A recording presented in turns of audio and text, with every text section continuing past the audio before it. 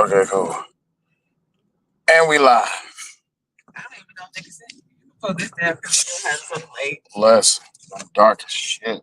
You are. You almost dark as E Black. Bless. Dark as fuck. Shit. Alright, y'all. I'm in little motherfucking rock. Shout out to the Razorbacks. Go Razorbacks. Shout out to the Razorbacks. Go Razorbacks. Go Razorbacks all day, every day, all day. Until I get back to the shit. Listen, go blue all day, every day. What you mean? Say, shout out to them Lions, though. Shout out to them Lions. Yeah, because the Lions kicking everybody's ass right now. Whatever. What you mean? Who the Lions not beating? I mean, whatever. That's your team, so I ain't going to shit on your team, whatever. I mean, it's better than New York Giants. First of all, we're not ever going to talk about New York. We're not ever going to talk about New York. That's what we're not going to do. Almanaz, what's going on? What up, Almanaz? Listen, I am in Little Rock. Out of Houston. I am in Little Rock. Hombre Lobo says, what's going on? What up? Dr. Steele, what's going on? He said, hey. Yeah, she drives right now, so she can't control the camera. So I Hey. got the camera. Yeah, he got the camera. He got the controls. In my city. In your city. In your city. For now, because I'm going to take over this thing. It's going to be Detroit all through this motherfucker. Whatever. Shout out to LV, the showman. Shout out to me making it to the finals, the queen of the sector. I ain't expect that shit. Yo, it's been a great fucking weekend at the end of the day. My God. It's been a good time. Don C said, did they not lose already to someone? Oh, the Lions, listen, we may take a loss, but listen, we still here. We Detroit born, bred, and made. So listen, that one little loss don't mean nothing. I don't know why Midwest everybody... in the house, what? It's always Midwest, every day, all day. What you mean? Baby? But I'm saying the East Coast, too. That's why the East Coast got you. I mean, East Coast as far as what? New York?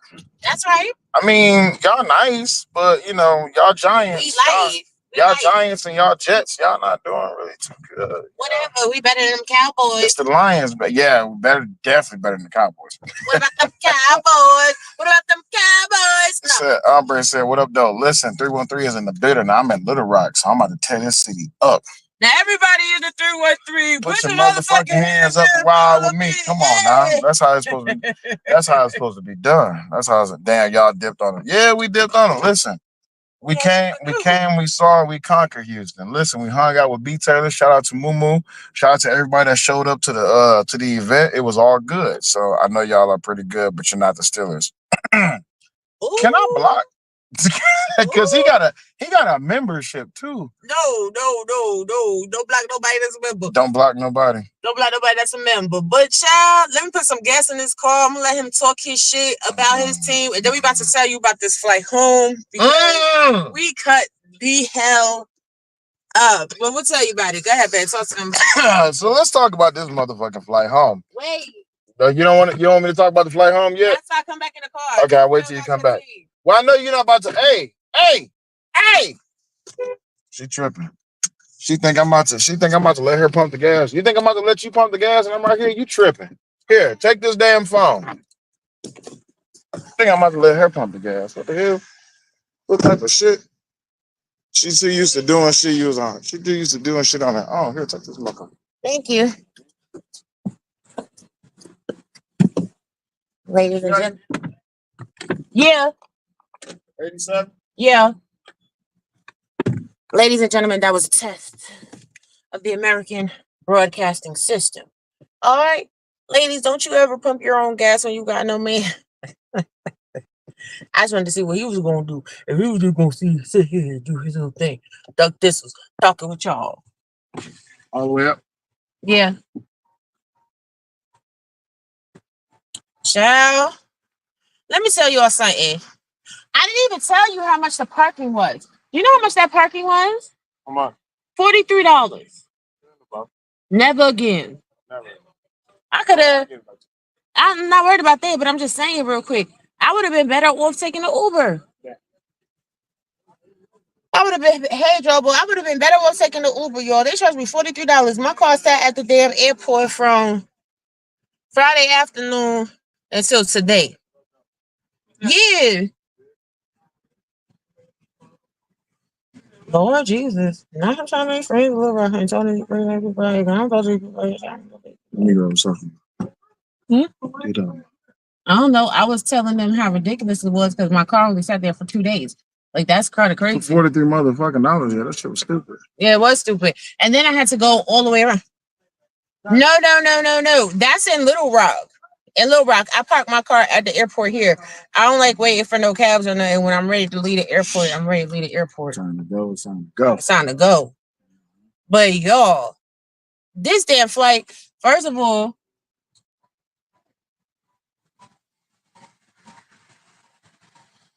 that's good. First of all, y'all, oh my God. We was so ready to go this morning. Y'all know today is daylight savings time or whatever. Did it close up? Yeah, it closed up.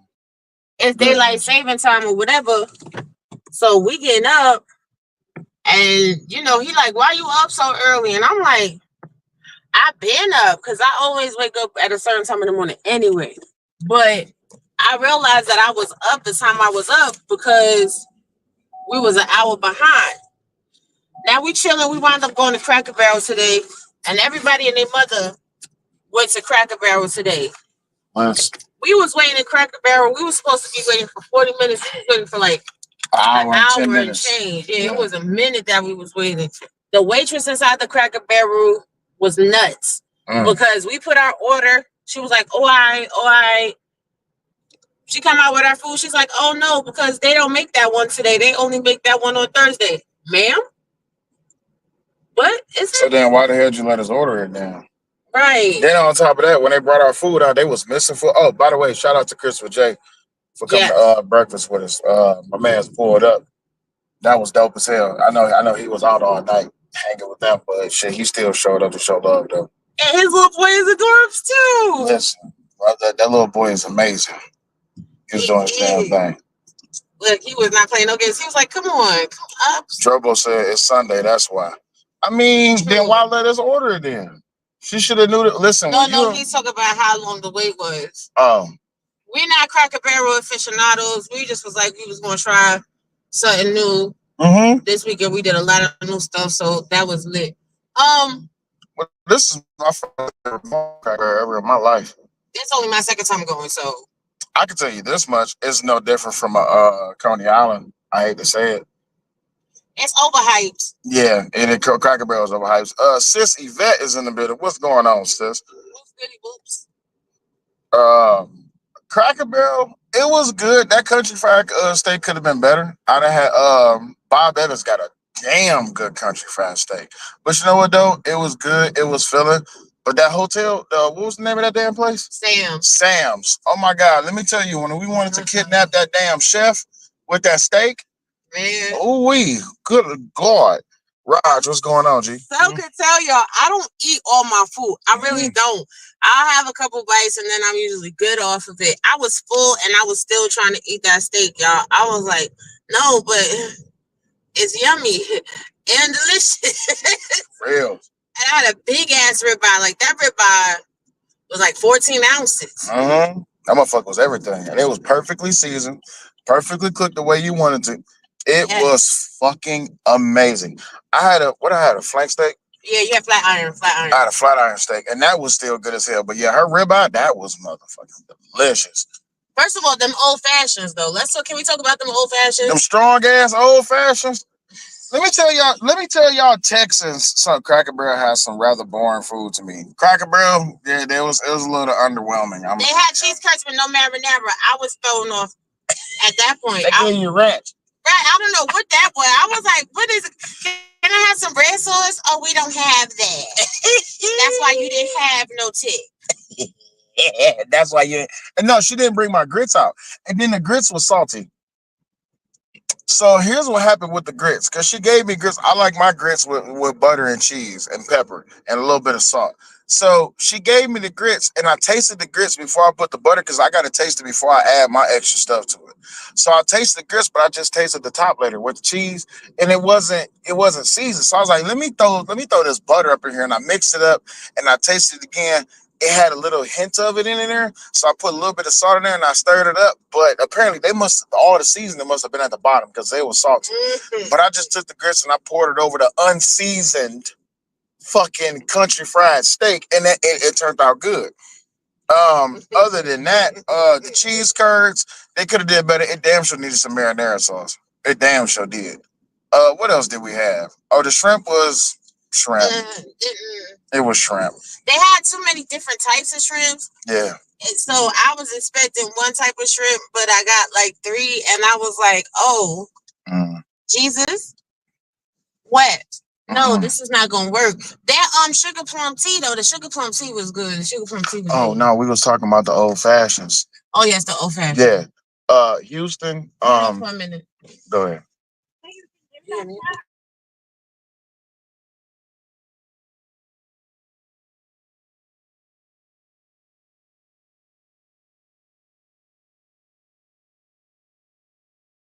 You know. Yes, she is. What you know? She is. How much you want to bet? Oh, bad. I mean, I'm not on mute no more, but you just told everybody that though. You did. Members of.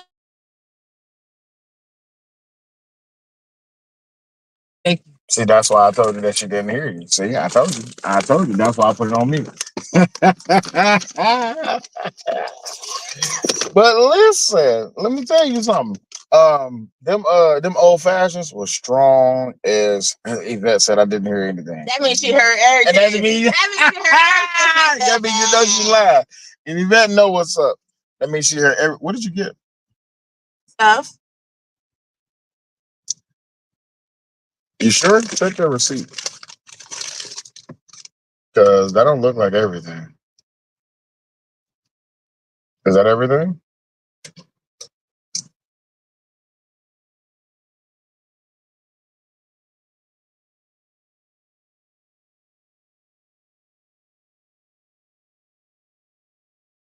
Okay. All right, cool. Taco Bell. Oh, Lord Jesus. No, we ain't doing it. No Taco Bell. No we just watched William Tennyson today with the soft burrito. Oh yeah, y'all stay away from Taco Bell and that oatmeal. Stay away from that shit. First of all, y'all, Sal was laughing at me today because I love watching some William Tennyson. He is one of my favorite content creators, and he's like, I just don't understand why you like that content creator. First of all, I'm not a gym rat girl, but when I tell y'all his videos be sending me, they are so damn funny. But back to this old fashioned. All right, Nicole said, "Hey, hope all is well." Hey, Ari Nicole. Yes. Everything is everything. We about to sell y'all. We about to push y'all. Okay, can I pause you for 1 second? Yes. All right. So, listen. We need to pick up that conversation that we had with that live that I had because that got very interesting. I had quite a good feedback from that. So I hope you come back for the second part for that live that we did. We'll talk about child support and stuff like that. But go ahead, baby. Well, back to the old fashions. Man, this lady, I don't know. She was trying to make us drunk. She's trying to get us lit, and she did a damn good job at it. She did, but why every time we go to the bar, the bartender always trying to get us jacked up? When we went to Cyprus, the bartender was trying to get us done too. I mean, we kind of got away with a steal on that because we walked away with. Yeah, we did. Was like, so was the one at Sims. She was dope. First of all, we had tried some different lagers, and then we had like lime and salt and tahini. That was a new experience. Okay, we had the cervezas. Okay, and la raza. All right, shout out to mi hermanas y hermanos. All right, Mexicali gave it up. We was living, but I couldn't do that old fashioned, y'all. Especially after that whole Duce, my body was like, "Oh, you playing in our face? Oh, you trying it? You trying it?" That old fashioned tastes like pure liquor. It was strong as hell. Dave and Buster was trying to get us lit. She said they get too fucked up. They get you to drop the money. Yes, most definitely. They were trying to have y'all slump. Listen, that old fashioned was strong as hell. But you know what though? How was your drink at Papados? It was good. It was really good. How was yours? I didn't ask you. Strong as hell. Yeah, mine was strong as hell. That second trip, we're gonna get to Papados. We're gonna follow order of events. Okay, cool. So Sam's was good that first night. We had a good, nice dinner. We was chilling. We was posted up or whatever. Then Saturday, we went to the fight, and y'all gonna hear more about the fight tomorrow in the post interview over on This Might Be Risky. But then we went to Papados. I'm gonna say shout out to B Taylor for pulling up on your girl. That's my baby right there, baby cakes. And y'all, at Papados, I was really minding my business. I was like, I'm gonna have me a crab cake. I'm gonna have me sign a drink. Maybe an entree. I don't know, because I was still really full from the steak the day before, right? So crab cake, bang. The drink, it was good. B Taylor had what she had.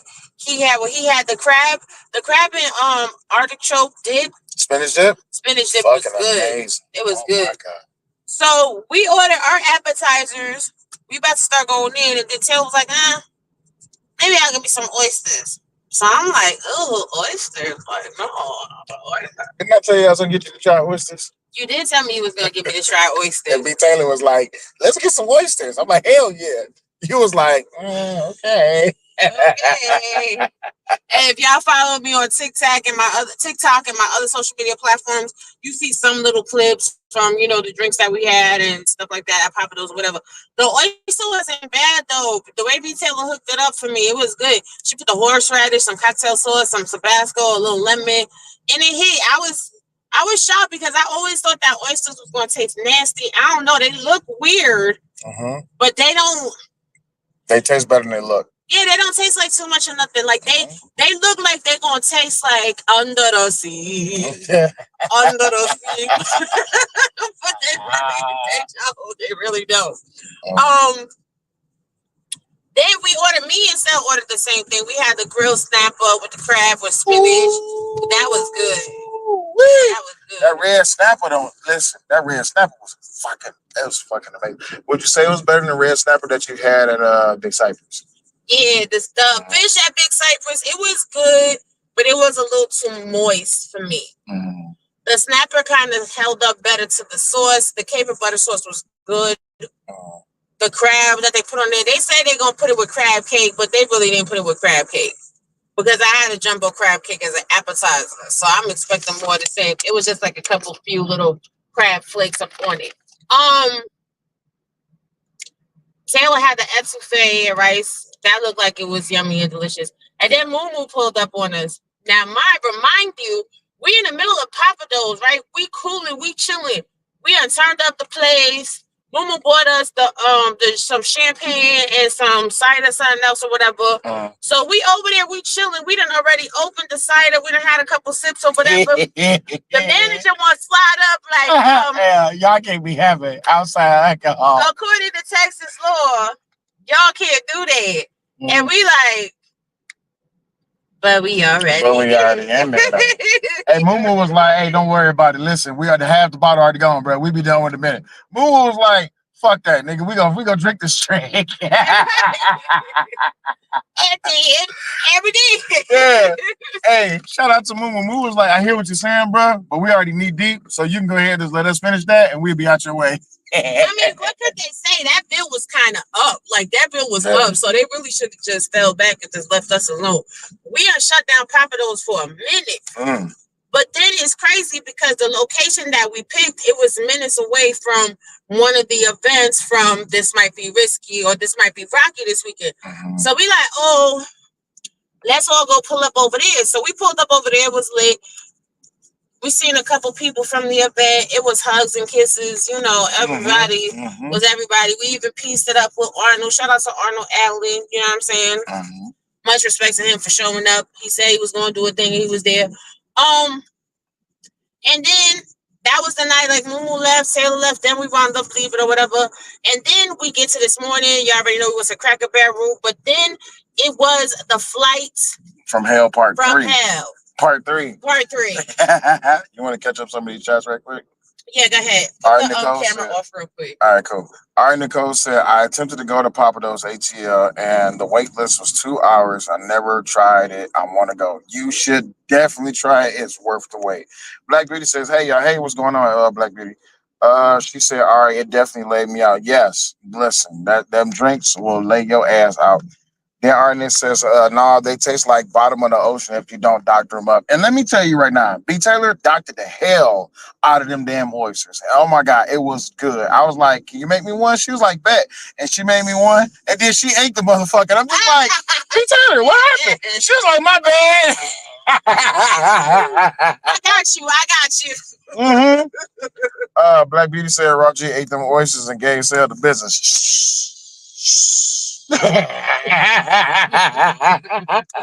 Living humbly, what's up, man? They said they was blaming. No, listen, Raw gets no blame, takes no blame for what happened at the event. What happened at the event was between me and Fantastic, and that was, listen, once that bell rang, I just needed everybody to get out of my way. And respect to him for letting it be that. But yes, so Flight from Hell Part 3. Let's talk about it. All right. So I will tell y'all, I'm kind of a stickler about time and schedules.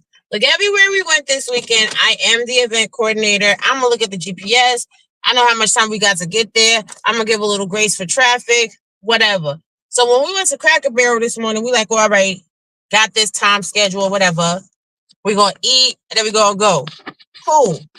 While we sitting there though, we get a text like, oh, don't even worry about it though. Take your time, take a nap, put your feet up, because your flight has operational issues and you're leaving later than expected. Now, I'm annoyed because, I'm a mom, always doing my thing. So this morning while he was still sleeping, I'm up there ordering groceries. You thank God I put it for pickup and not delivery or whatever. Lord. So I'm like, all right, I'm supposed to be back by this time. I'm picking up by this time so that we could be in the house by this time. And then I could just cook dinner. We could call it life. That's what we were supposed to be doing today, cooking dinner. Unfortunately. Because of issues. We got to, get it how it live. Get it how it live. Come on, we're going to go in the house and then we're going to switch over to the computer. All right, cool. Oh, shit. Give me 1 second, y'all. Let us get in the house right quick.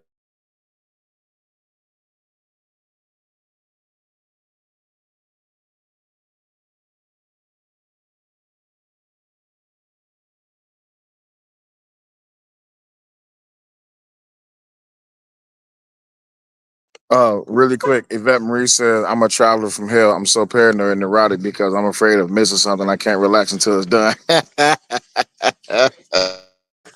All right, give us 1 second, y'all. Let's switch over to the computer, then we'll be right back.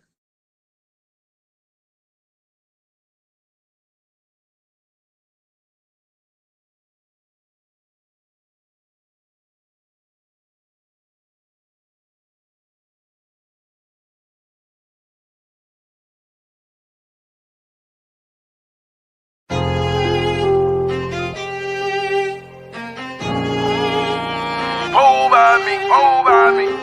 Yeah, in jail I be. Nobody. The street got me paranoid. I'm keeping my pole on me. No love in the streets. Them folks gon' tell on me. My kids make me stronger. Without them, what would I be? Nobody. Hey, it won't be longer. Where I'ma be, where I wanna be. The streets got me paranoid. I'm keeping my pole on me. No love in the streets. Them folks gon' tell on me. My kids make me stronger. Without them, what would I be? Hey, it won't be longer. Where I'ma be, where I wanna be.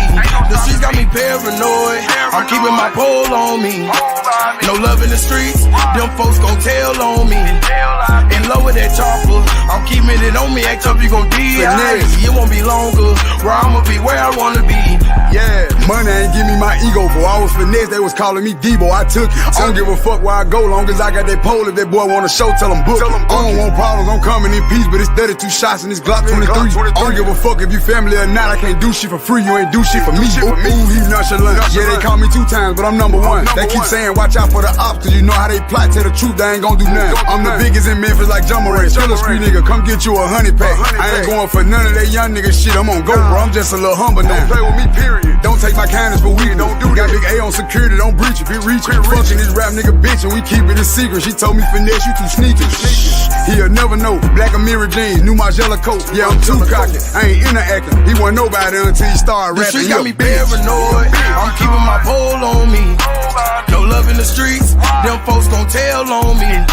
My kids make me stronger. Without them, what would I be? wanna be. The streets got me paranoid. I'm keeping my pole on me.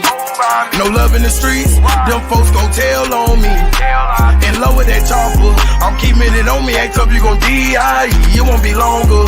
Where I'ma be, where I wanna be. I'm keeping it real in this shit. Everybody in my city know me. That young gon' blow for sure. And I ride around town with that blick on me. If a nigga act happy, he gon' be the city. They know I don't cap out nothing. That nigga won't smoke on the game, he gon' D.I.E. Man, them people be knowing what's up with me. You can't name one nigga that the slid don't see. Got this big ass 40, keep it on me, that's a fact. And this shit can get served. Got some young niggas with me on game, they a murder. Like what you done did in these streets, little nigga ain't heard of. Y'all know that I come from that block where niggas get shot. You playing, hell no, I ain't one of them. You can pull up and just shop, or you can get popped. You try to rob me, I'ma murder you. I'm just a real deal young, hanging with real deal fellas. Hey, I ain't never been back door to my life. If a nigga try that, I'ma teach him a lesson. You shot on this block, you gon' die on this block. I'ma just over the west. I got my brothers in here with me now. They just might send them a message. Got me paranoid. I'm keeping my pole on me. No love in the streets, them folks gon' tell on me. My kids made me stronger. Without them, what would I be? Hey, it won't be longer. Where I'ma be, where I wanna be. The streets got me paranoid. I'm keeping my pole on me. No love in the streets, them folks gon' tell on me. In love with that chopper, I'm keeping it on me. Act up, you gon' D.I.E. It won't be longer. Where I'ma be, where I wanna be. Ain't no stopping me.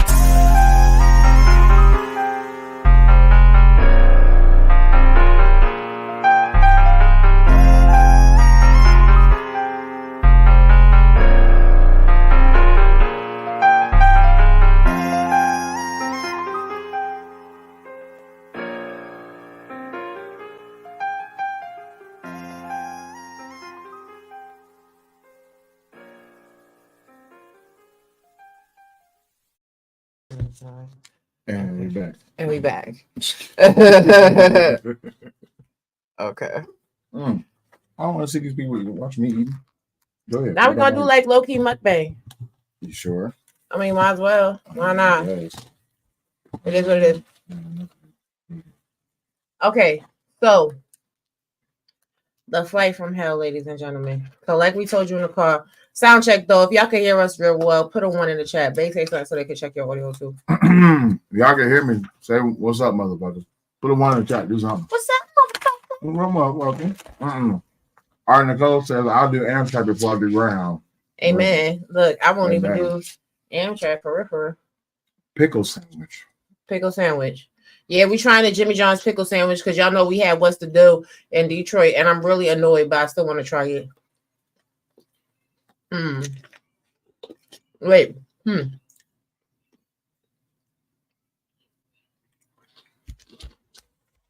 that's a potato salad. First of all, Jimmy John's, I gotta give them. What up, DeFrauding? I gotta give Jimmy John's they hats off because their potato salad is so damn good. Try pesto. What is this? Pesto salad. It's good, right? Not bad. Okay. I'll pick one. Yeah, we're in the same way. Matter of fact. Now you can have the pesto salad. Okay, cool. I mean, pesto salad. Pickle sandwich, though. It's just a pickle with the insides in it. I didn't know Jimmy John's had a potato salad. Yeah, they do. Maybe in certain cities, but yeah, they got pesto salad too. All right, y'all. So I love what to do. This sandwich is wet. Okay, it's very wet.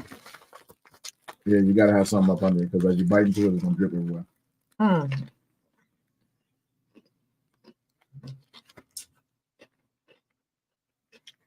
It ain't what's the deal.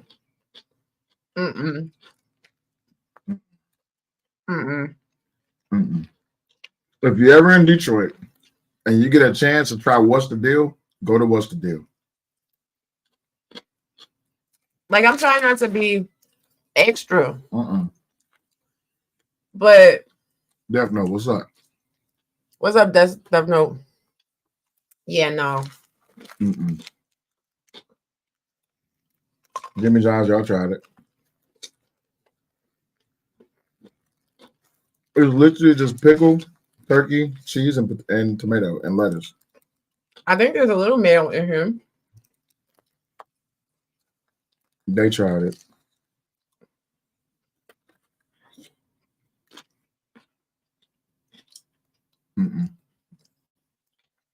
Now, what's the deal? Got way more flavor. Mm-hmm. Their presentation is better. Now I gotta go to Detroit because this is not it. This is not it.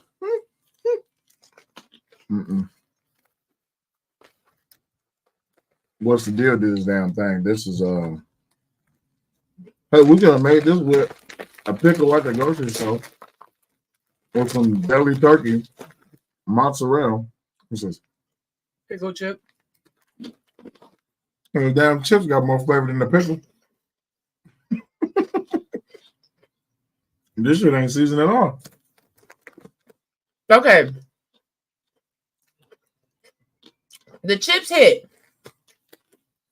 What's the deal? Actually put seasoning in their sandwiches. Jimmy John's, you asked for that. We're gonna clip out that part and put that as its own separate upload. If you had to give it a rating, 1 out of 5 stars, where would you put it? I'm not give it a star. No. Listen, nothing against Jimmy John's, but it's like with the door closed, the kids. All right, cool. Mm-hmm. It's like you get into the nut, but it never comes. Mm. It's literally it's that bad. Like The turkey kind of dry. kind of. Now it just dribbled on my leg. Mm-hmm. Huh, you want maybe if we put some ranch on it?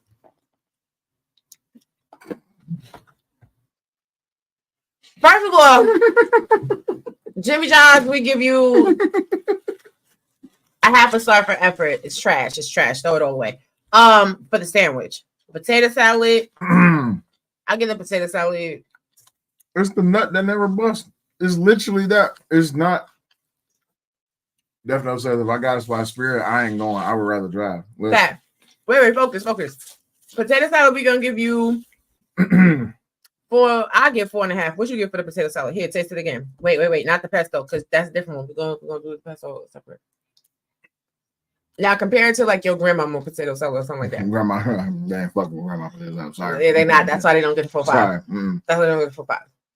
For me, anyway. They get a 3.5. A solid. They get a solid 3.5. It's flavorful, but I like egg. I like other things in my potato salad. Yeah, egg. It got flavor. It's just missing some stuff. This could have some eggs, some celery, little pickle. Well, relish anyway. Relish. I like relish in my potato salad. So yeah. So Jimmy John's, you averaged a half star for the sandwich, 4 for the potato salad. Let's see the pesto salad again. My pesto fucking hit me. I got a solid for fucking 4. Fucking, I might go 5. And it could be seasoned better. It could be. We need some bacon. Wait. Definitely need some bacon. Wait. What? This is how y'all know I do too much in my office. Some pepper. Wait. I got salt too. Don't sleep on me. Okay. What about now? It just tastes better.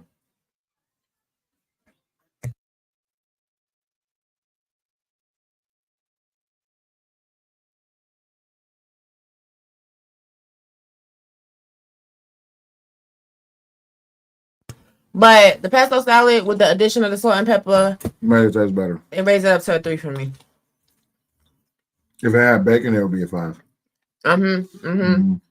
This potato salad is kind of hitting though. All right. That's all right. So back to the flight. Okay. Yeah, you want some more potato salad? Got it. For real? I'm about to bug you about the chips. Chips. Oh, we didn't rate the chip. Yeah, chips. Fucking 4.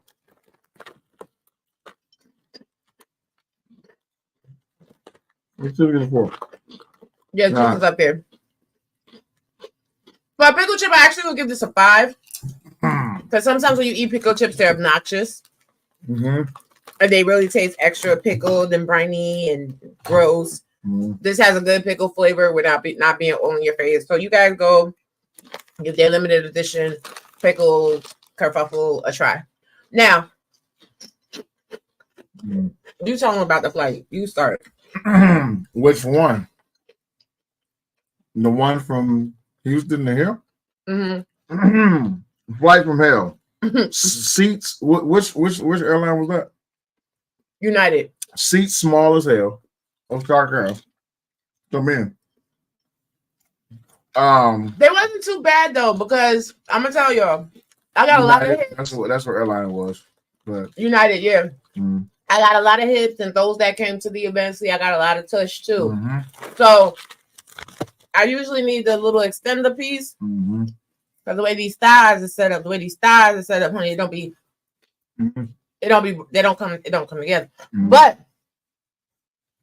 the seatbelt fit. So the seats, they was tight, but they wasn't too tight. No, either maybe then, but we're gonna talk about that a little later. Tomorrow, yeah. But where we was seated at, it was interesting because everybody on the flight was sneezing and coughing, and I'm extra because I'm over here with my shirt like this. What? That's my glass. That's your glass. No, that's your glass. I moved them already. Okay, cool. Did you spike one? I did. I slipped you a Mickey. You slipped me a Mickey? Oh man, you roofied me, cuz? Damn. And then I can taste the roofie.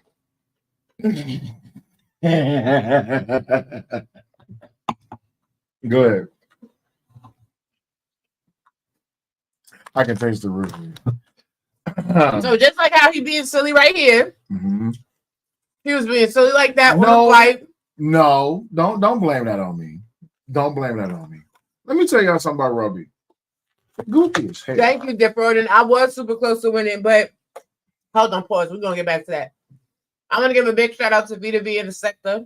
Oh yeah. B2B definitely deserves to win because she's an OG. She's been in there for a long time. But the fact that y'all put me in the finals and I had as many votes as I did, salute. Yes. But now, he was being naughty on the plane, y'all. No, it wasn't. Yes, he was.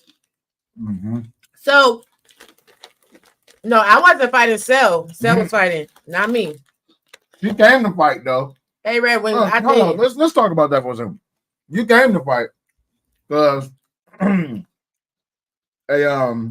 disproportionately built bunny said she was gonna pull up to a fight. So she came just to fight. I'm gonna just leave it at that. Because people were talking about they was gonna pull up to the motherfucking fight, and I was waiting. Waiting there in the chair in full view of everybody. So the bitch didn't show up, but she had the audacity to do a motherfucking live stream and talk her shit. But the bitch said she was coming, but she didn't pull up. But nah, she pulled up ready to fight. She couldn't afford to. Couldn't afford to, and I don't think she could fit through the door, even though it was a motherfucking double wide garage. But anywho, you was ready to fight. I pulled up. I was there to fight, regardless of the events that happened. But still, I was there to fight. Once I got locked in, she could tell you. Once I got locked in, I started blowing everybody up. Don't worry about Yvette Marie. We're not worried about a disproportionately built like a bag of milk motherfucking bunny. Fuck that hoe. But anywho, Lordy Mac, what's going on?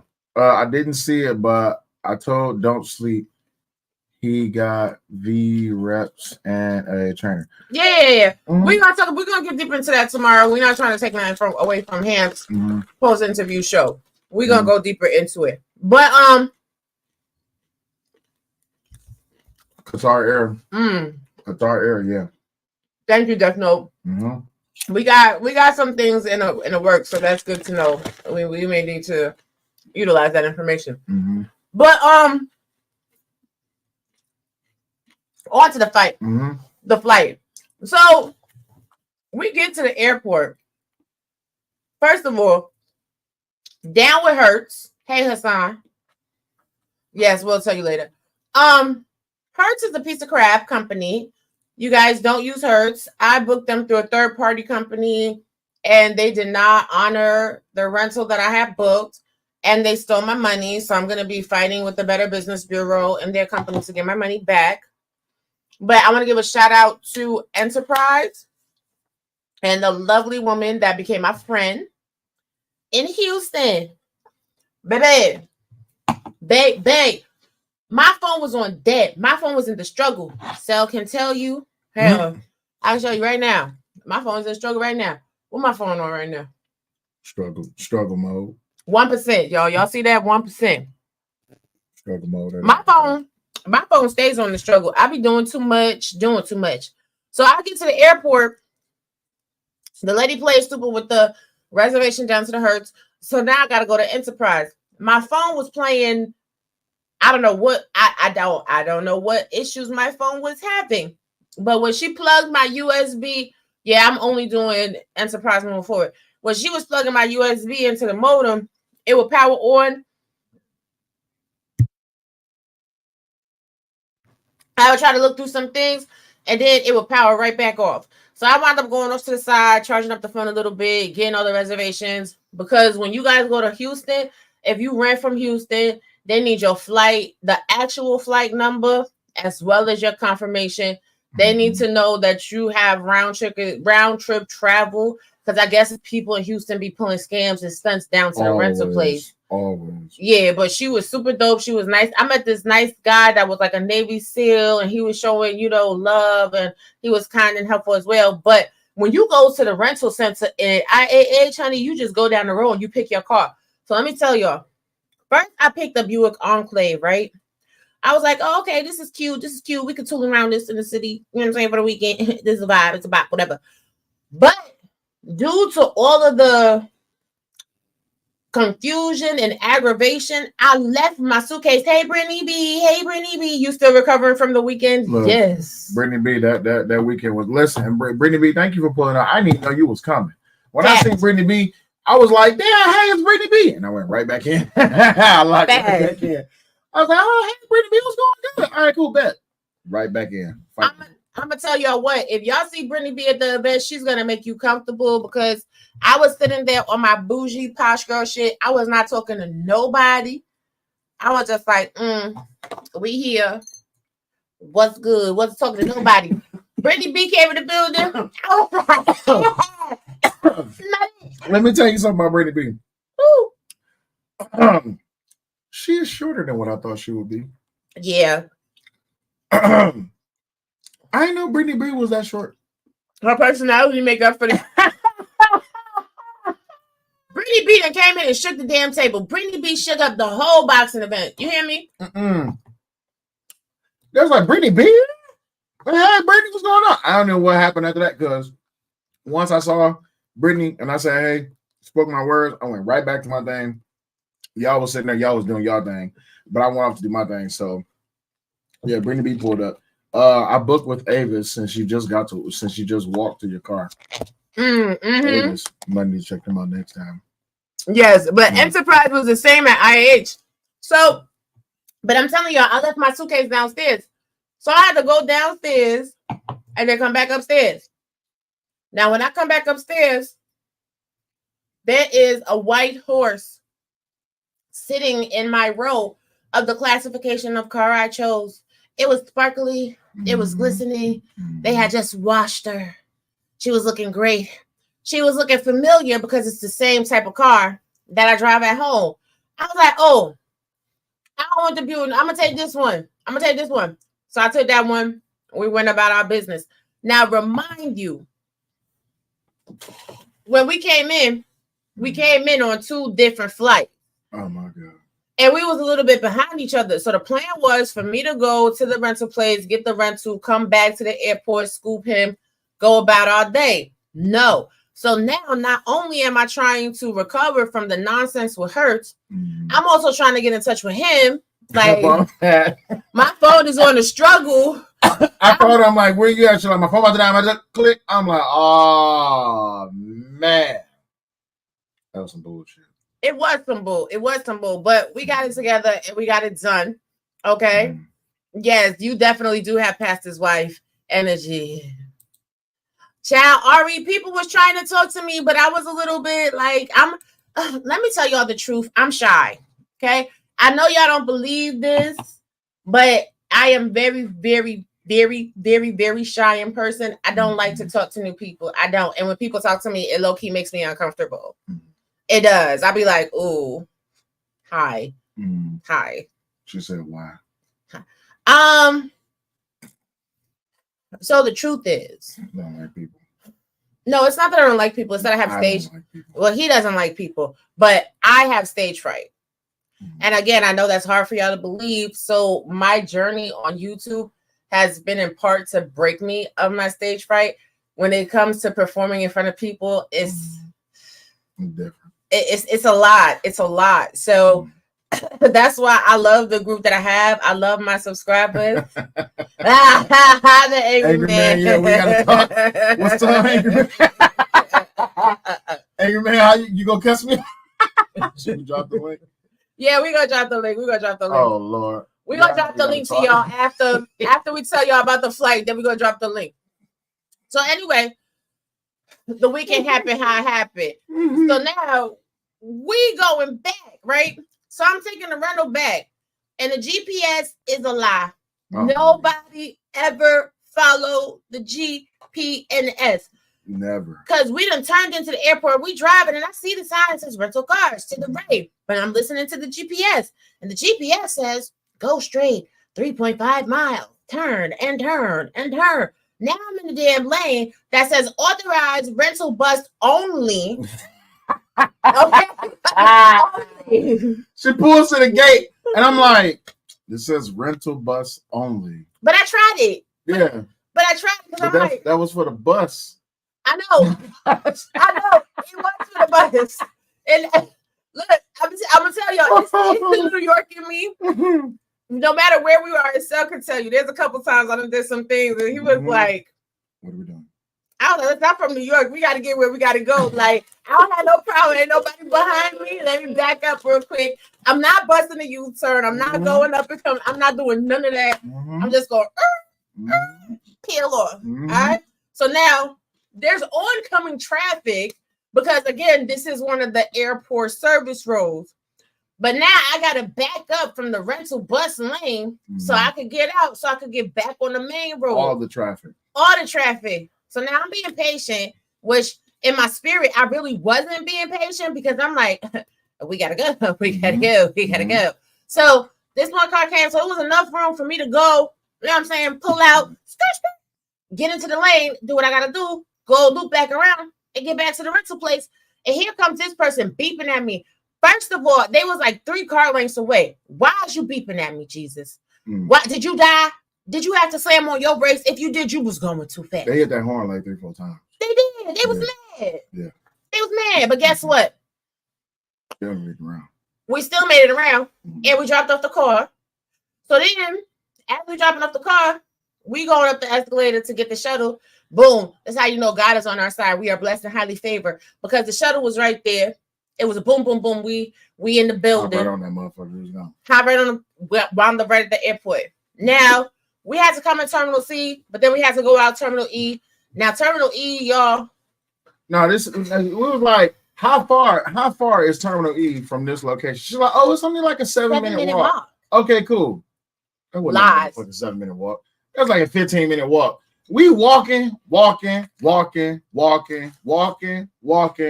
Hey, listen, it's frozen yogurt. Hey, let's go get some frozen yogurt. Fuck this. Like, you need a fucking break. IAH, that's what's called, right? Yeah. Big as hell. If you've never been to IAH, it's big as hell. So that 7-minute walk, she lied about that shit. That was a 15-minute walk. And then she told us there was a SkyTrain. No SkyTrain. I don't know what SkyTrain she's talking about. Let me get that. She was lying. It wasn't no SkyTrain. God. So then we get to the gate, right? Cool. So in IAH, I'm telling you right now, don't go through IAH. They're trying to hustle you. So we find charging stations, but the charging station we found was in Tanglewood Bar and Grill. It was terrible. So we were sitting there for a minute. We did milk it for a minute. Like we could have got up and went sat back. We could have, but why not? Why not? It's open seats. Fuck it. Right. So we sat there. We was there for like 20 minutes or so. The bartender comes over. She's like, "Oh, are you guys?" Yeah, that's why they tell you get to the airport 2 hours ahead because you're going to get your cardio. You finna work out. Listen, today was a leg day. Today was legs and cardio because we was trucking. And I'm going to tell y'all something. Y'all sleep on sale, okay? First of all, he's a speed walker. No, Now my fat ass. No, I eat Cheetos. I'm fat. No, I'm not gonna that lie's gonna die today. Bitch, I'm fat. I eat Cheetos. He walking off fast and shit. I'm in the struggle because I'm like, we just ate froyo. Mm-hmm. I can't make it. Slow down. Let's take a leisurely stroll. He like, nope, gotta get there. So now we rushing, right? We rushing. So now we sitting there charging up the phone. So she comes over. So I'm like, you know what? Let me just buy a little mimosa. Call it life. Shit. The mimosa costs $20. 20 for one fucking mimosa. That was $20. Cranberry mimosa. Yeah, that was $20. Don't ever drink at the fucking airport. It wasn't even that damn good. Let me just be honest with you. I'm a drinker. It was literally. It was nasty. A drop of fucking cranberry in all mimosa. And all the champagne. It was disgusting. Yeah, it was terrible. It was disgusting. I was like, what is this? Jesus, what is it? Okay, cool. Now we're on the plane. And remind you, when she came over to ask us about making a purchase, it was literally $2.51. We started boarding at 3:00. Got down that motherfucker. Yes, a speed walker, Ari. A speed walker. Okay, I'm like, where are we going? Is there a fire? What's the rush? We got time. So anyway, we get on a plane. Now we ready to go. We strapped in. We cooling. They're like, please put your phones and your devices in airplane mode as we are about to taxi down the runway and depart. How long was you sitting on that fucking runway?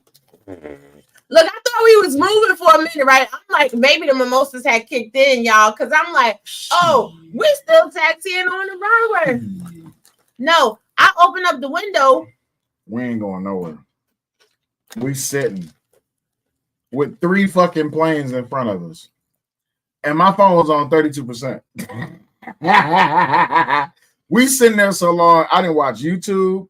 I didn't posted a few things. I didn't talk to a few people, and I didn't play the game. I didn't kill my phone, and we still at the runway. That's how bad it was.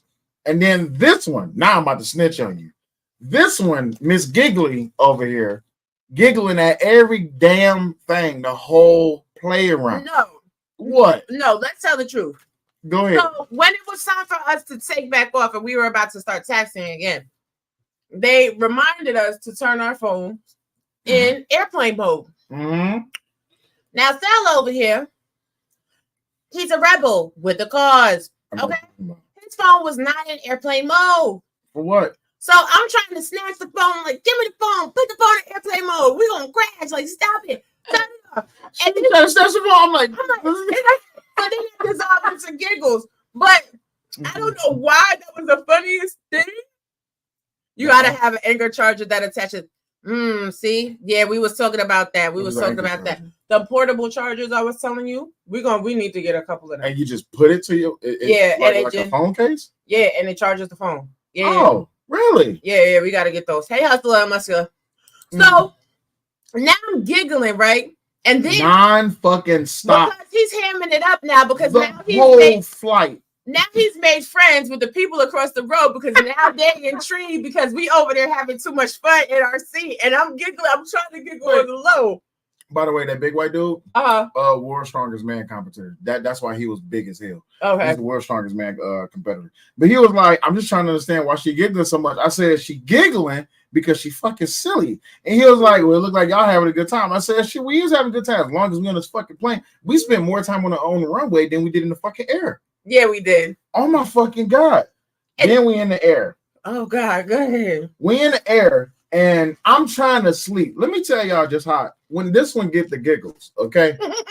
It's just like she just giggled right there. She's loud though. She's not like she's like in the fucking air. And I'm in the damn plane. Listen, Angry Man. Listen, brothers, if y'all hear, y'all know how it is. Like it's a nice, peaceful, calm, cool ride, and all you hear is, and I'm just like, and I said it. I ain't gonna lie. I was like, shut the fuck up, and she was like, damn, not you gonna tell me shut the fuck up? Shut up, and that made me giggle some more. What up, YM? What up, Dragonfly? So that I'm really laughing like I can't stop Great Bill, laughing. it was bad. The whole plane ride from the moment that we took off in the air and landing, giggles nonstop, and I'm just like, please shut the fuck up. And then he was trying to go to sleep on me, so he gonna put the hat on his face and everything else. I She wouldn't let me go to on. sleep. I know. We up. We on the flight for like an hour, 18 minutes. We gonna play on this flight on the way back home. No, then you try to start an argument, right? All right, so y'all know how I am about this. Yes, you did. Y'all know how I am about this firmament shit, right? This firmament shit, there ain't no such thing as a firmament. We up in the air.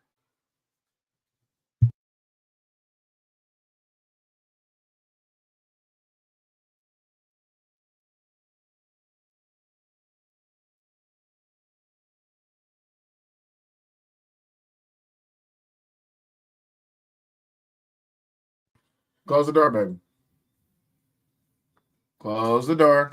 Thank you. So what the hell did I leave? Oh, the firmament shit. So we up above the damn clouds. Look at the pretty colors. I'm like, yeah, look at the pretty colors. Yeah, I like being above the clouds. I'm just trying to have a normal conversation just to stop her from the giggles. She was like, yeah, you see all them colors? That's the firmament. I'm like, shut the fuck up. And then who do you reach out to? Uncle Tom. Reach directly out to Uncle Tom. Oh, yeah, the firmament. I'm like, there's no such thing as a fucking firmament. Oh, in the Bible, and this and that. Eventually, I just turned my... hold on, y'all. This is exactly what the fuck I did. I takes my hat and I does like this, okay? So I ain't got to hear or see. I can just block her completely the fuck out. What does she do? Take off my hat. Giggles non-stop. Still, hella giggles. Because the firmament, I mean. Damn it. First of all, let me show y'all this picture. Here we go. The firmament is simply the atmosphere, but that's something that I know always gets him like really going. It really does. It gets him going, and it's hilarious to me because it's not that deep. But he always got something smart to say, so I'll be saying something smart back. Like, it is what it is. Here we go. Yeah, no, I'm about to show him the firmament. It's the firmament. It's not a firmament. It's just the clouds. Praise God from whom blessings flow. This is supposed to be. This the firmament. It's not the firmament. It's just the clouds. It's the curvature. Hey, Lola. God. It's the curvature. It's when the we drop this link, if anybody come up here and say that that's the firmament, I promise you, it's gonna be a problem. It's the firmament. It's not the firmament. Hey, boo. Anyway, so that starts another round of giggles, right? And we laughing because the people around us. That's when you ask the stewardess for the special. See, flat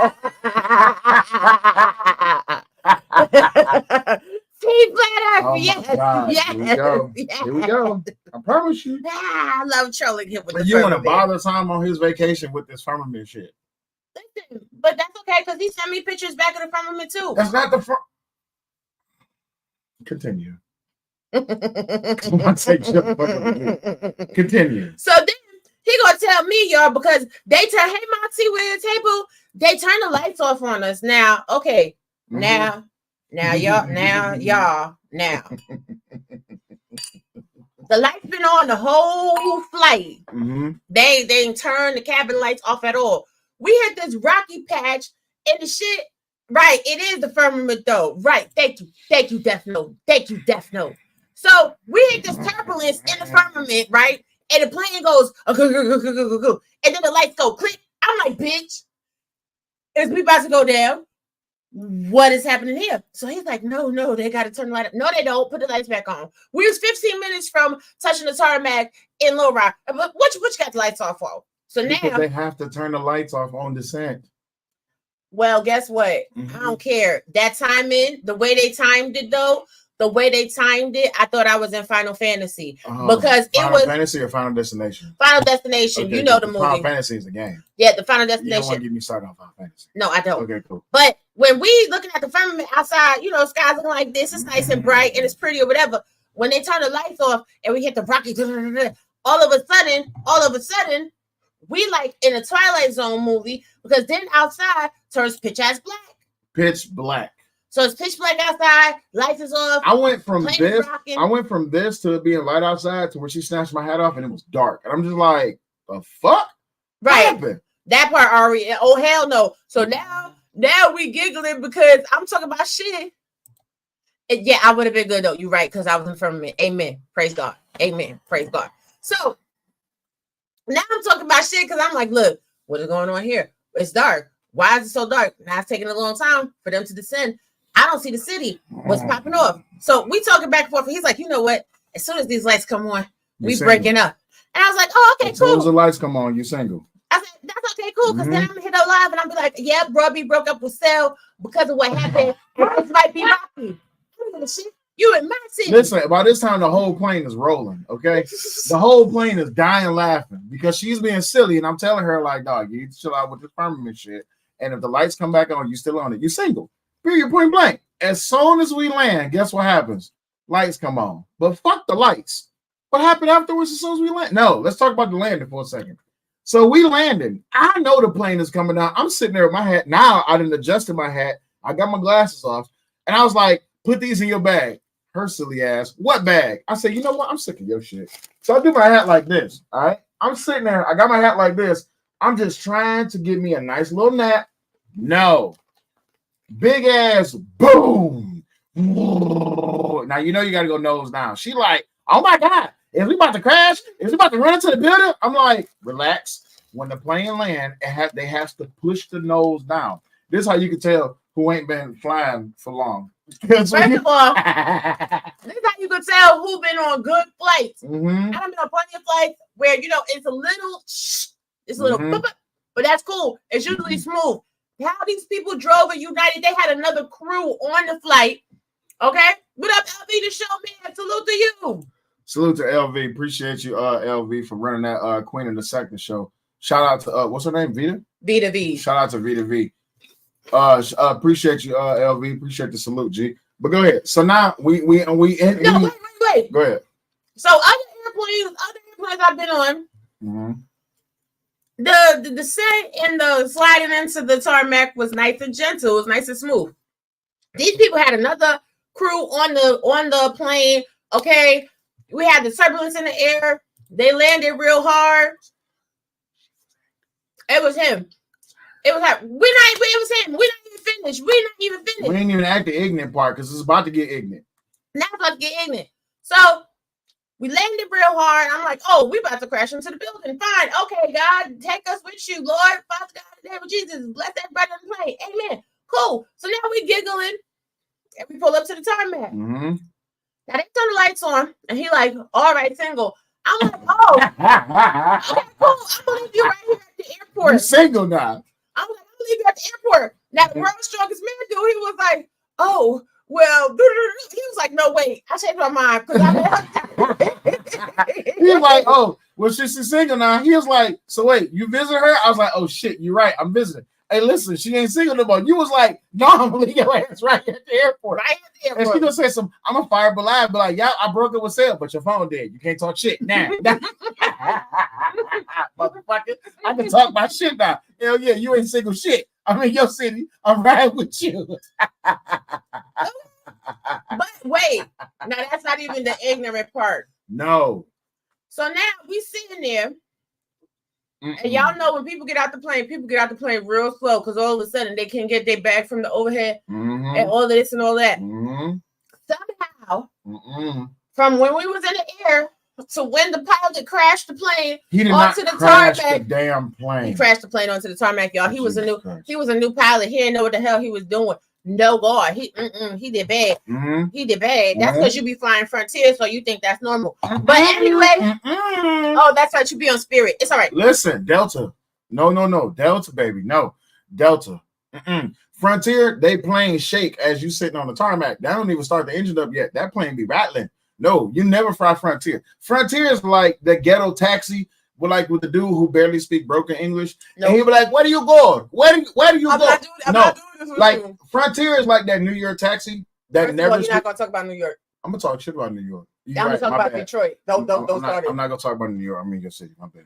Don't start it. But anyway, moving right along. So the airplane. Oh, thank you, Gray Pill. Thank you. Go ahead. As we crash land the plane, come on. somebody decides to let one rip because first we thought that maybe the bathroom had exploded because it smelled like the mortuary. It smelled like somebody opened their whole asshole and just let the stank just fall out. I'm gonna tell you what it smelled like. It smelled like as soon as the plane hit the tarmac, it smelled like they ass rolled from the front of the plane all the way down the aisle through the back of the plane, farting on the way back. That's how bad it was. And he said that, and he made everybody in the plane laugh because I'm in there with the perfume, y'all. I'm in there like, who did it? I think I know who it was. I think it was a little Asian man that was sitting in front of us. He was real quiet. He didn't laugh. He didn't make no face. No, nothing. He did. When you said it smelled like their butt rolled down, he did. Oh, well, I mean, shit. That's what it smelled like. As soon as the plane hit the damn tarmac, it smelled like from the pilot's cabin. It smelled like ass. Like it was like ready, set, go, and that ass was just like and just rolled down the aisle. And farting on the whole goddamn way. It was just ass all throughout that damn plane. And I'm like, listen, y'all up front, y'all need to fucking move. We need to go. We need to go now. Her ass then took 6 big ass pumps of her. I'm like, that's too strong. She's like, no, we gotta go. We gotta go right now. We gotta go. We gotta leave. It was bad. I'm telling the people, I'm like, hurry up. Your back shouldn't be stuck in the carry-on thing over top. Come on now. Come on now. Let's move it. Child, but now we're gonna drop the link. Y'all can come up and talk with us, chit chat with us if y'all want to. But it was an interesting journey home, honey. And we got a couple interesting things planned for y'all while Cell is here, however long that may be. No, we are not pulling the JP and Flora, okay? Who said that? We're not moving in together. Okay, we're not going to hit y'all up for the Cash App for the Walmart, but if y'all want to support, y'all know the Cash App, $Wilhelm, $Butterfly Progressive. He ain't going to have to come up here and beg y'all for a Cash App to go home. Okay, that's not going to happen. Who begging the Cash App to go home? Not you. Oh, okay, cool. I mean, you might have to head up Quentin. I might have to hit.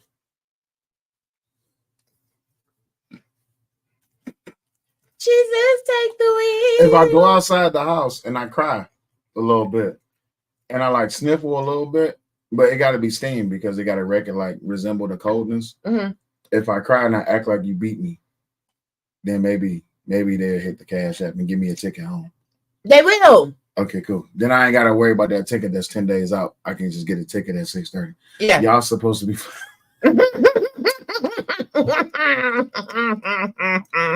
Brittany B, what happened, Brittany B, was she was acting a whole silly fool on that damn plane. And I told her, when these lights come back on, you single. And then it hit me. I'm in her city. I'm at her beck and whim. I ain't got no way home. And then my phone was on like 2%. Michigan Lifestyle said, make sure when you go to vote that you take your own black ink pen. Don't use the black marker or vote. Your vote will not count. I already took care of that vote, Michigan Lifestyle. I voted before I left, so I appreciate that. Thank you very much. Will I share my voting policy? Nah. I voted. Nah, who I voted for, I voted for. Now I'm just leave it at that. But yeah, the link is Go USA. Go USA. Is hit it hit you or she hit me? She hit me. Excuse me. She hit me. Listen, I'm already traumatized. I'm already traumatized. Fantastic. I'm already traumatized. Fantastic. Did something. So, I can't hold y'all. These chips is good. They're all right. But yeah, I'm already traumatized. Y'all using pen. We electric here in the NC. Listen, don't trust them electric folks enough. Don't trust them. I hear already got PTSD. I'm not playing with y'all. I do. Y'all just hear it. So you really need to call MTR if a woman wrongs you. I promise. 5K cash after 16K. Listen, that's what I'm talking about, man. This weekend was definitely too far. Okay, now we are joined by Hassan. Hey, Hassan. Hey, Hassan, what's going on? Hey, how you guys doing? How you doing, Raw B, Cell? How you guys doing? How was your weekend? It was good. It was very fun. Good. What's going on with you? Yeah. No, it was a good fight, so you did good, you know? It was what it was. Well, according to Anger Man, I'm scared of Anger Man pull up because I know he's gonna talk shit. But we gonna. But what's up though? No, I just came here to tell you did a great job. You know, it is what it is. And like I said earlier, welcome to the club. First of all, let me go ahead and now that I can speak to you directly. All right. What happened to you? You got hit one time and you went down.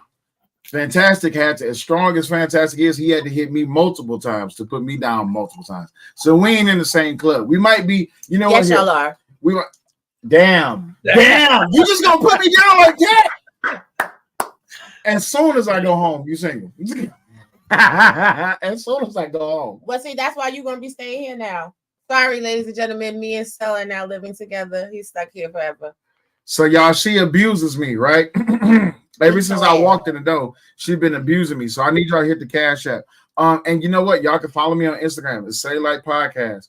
And y'all can send me a message through there. I got my phone and she can't see my screen.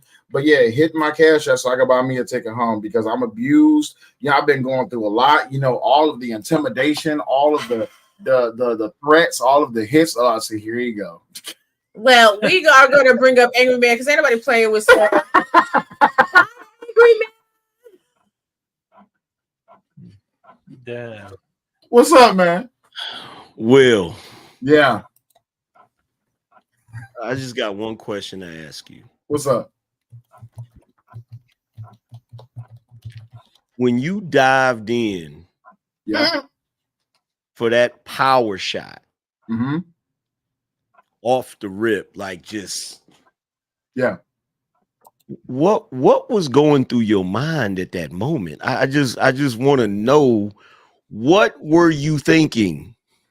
The honest answer is, okay, so I don't know if you heard me say this before, but I shattered my right hand years ago when I was boxing. I needed, and all throughout sparring and training leading up to this fight, I've been icing my right hand because it's been like hurting and shit like that. But this last week or two, I didn't do no hard sparring. I just been like just focusing on make sure my hand was good. I needed to make sure when I hit Fantastic, it was not going to hurt. And if you watch right at the start of that fight, I was looking away from him. I was turned at the corner because I was stretching, and I wanted a little bit of a surprise effect when I turned around when the bell rang. So when I dived in, I was like, one, I need to check two things. One, can I touch him? And two, when I touch him, is it going to hurt? And when I finally did land a punch, it didn't hurt. And I was like, my hand feels good. But then I remember what you said. You was like, Will, you need to watch for his reach. I'm like, man, his reach ain't nothing. No. He's 6'5", and he got I think he has 61-inch wingspan. So you didn't take my advice. So my advice popped up in your head like Robbie's trainer Mickey. Yeah. And you didn't listen. Yeah. Why did so number one, I watched the fight. I watched some of it, right? The parts that was disgusting to me. Let's just put it that way. Yeah. First of all, you halfway capping. You was trying to go for a knockout punch off the rip. I wanted to make sure I could hit him. Now, you was trying to go for a knockout punch off the rip. That's why you threw your whole body into it. It was adrenaline. And he dipped it. That's not what I was trying to do. Which the moment he dipped it, you ain't even got to tell me, because the moment you went, you dived into it to try to get a knockout punch and he dipped it, you lost a bunch of energy, didn't you? I lost quite a bit, but you know, I'm gonna tell you where the biggest energy came from. So did you watch his first fight? No. Back in so his first fight is Fantastic, gassed. And I've been seeing him putting up videos of him running stuff like that. And I was watching, I was like, man, that motherfucker's slow. I mean, then again, he said he's been training, but I'm gonna put his training to the test. And when I dived in, and no, it was before the dive in, when he hit me with that jab first, I was like, okay, I could take his left. Then he hit me with his right. I'm like, all right, cool, I could take his right. And when I dived in, I'm like, damn, he faster with the hell I thought he was. And then he hit me. And when he hit me, he caught me right on the ass end of me letting out breath. And when he hit me, I'm like, oh shit, I got to re-engage because he's actually putting in work. And Okay, So first thing, I'm gonna tell you where you messed up at. First of all, Fantastic retired from the military. Yeah. Which means that for a long period of his life, he has been in shape to some degree. Then he went and fought and figured out, okay, I need to get in even better shape. I need to get even better conditioning, which is what he went and did. So the first thing, you should have never went in there underestimating him. That's number one. Number two, the ring was mad small, which gave him another advantage, right? Yeah. So, like I was telling everybody over there, what you should have did when you first got started, you should have held a tight guard, right? And you should have threw a couple of jabs out there to feel him out to see how he was gonna fight. And if you threw a couple jabs out there and he just, you know what I'm saying, blocked it or whatever, okay, then you feel it out that way. But if you threw a couple jabs and he starts swinging, then you're supposed to step in, body blow, body blow, body blow. You feel what I'm saying? Because that reach wouldn't have meant nothing while you was in there hitting the body or whatever. The fact that you just immediately threw that freaking Hail Mary, I said, bro, what are you doing? Oh my God, what is you doing? Well, this is the thing that nobody really recognizes, that Cell is kind of an aggressive, in your face person. So why would he fight any other way? That's, you know what I'm saying, that's kind of who he is. Because he thought he was out on the street in Detroit. What are you doing? And this man, you know Fantastic want them bragging rights. You know how Fantastic is. So you know he went in there with his game face on and come on. Yeah. Man. It was when I first, Angry Man, I wish you would have came, because man, all the people that was there, let me speak about the venue for a second. It was a nice little venue. And Hamp really put together some people. They had food out there. They had drinks out there. It was a nice little thing. And I did like the fact that the ring was small. That's why I was like, but he said it the night before. No, there was a couple nights before we actually got there. He was like, yeah, I know your game plan. You're going to come on the inside. Yeah, you know my game plan because I'm shorter than you. You 6'5", I'm 5'11".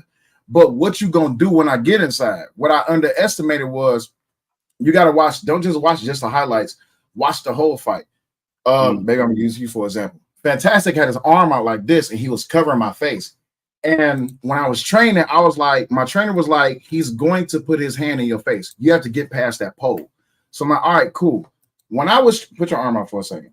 When I was trying to do like this, Fantastic was solid. And I'm like, fuck. So I was trying to move past him. And when I went under his hand, he practiced for us. I know he did. He came right up with that uppercut. Step back and hit you with that uppercut. Now, when his arm,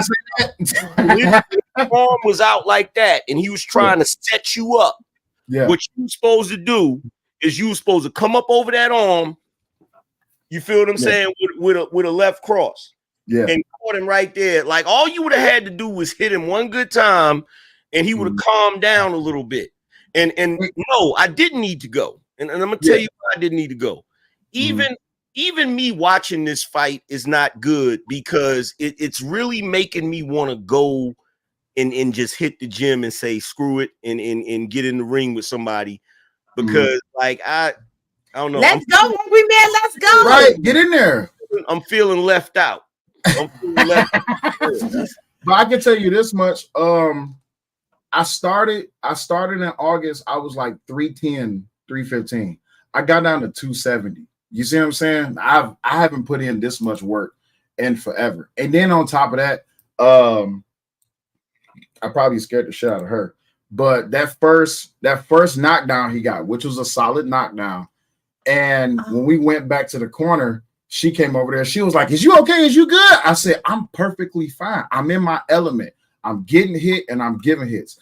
One thing I'm proud of is, once I did get inside, I ain't gonna lie, those first two times, if you watch the whole fight, Fantastic was throwing me around. Let me give him this last little bit of praise. That motherfucker is strong.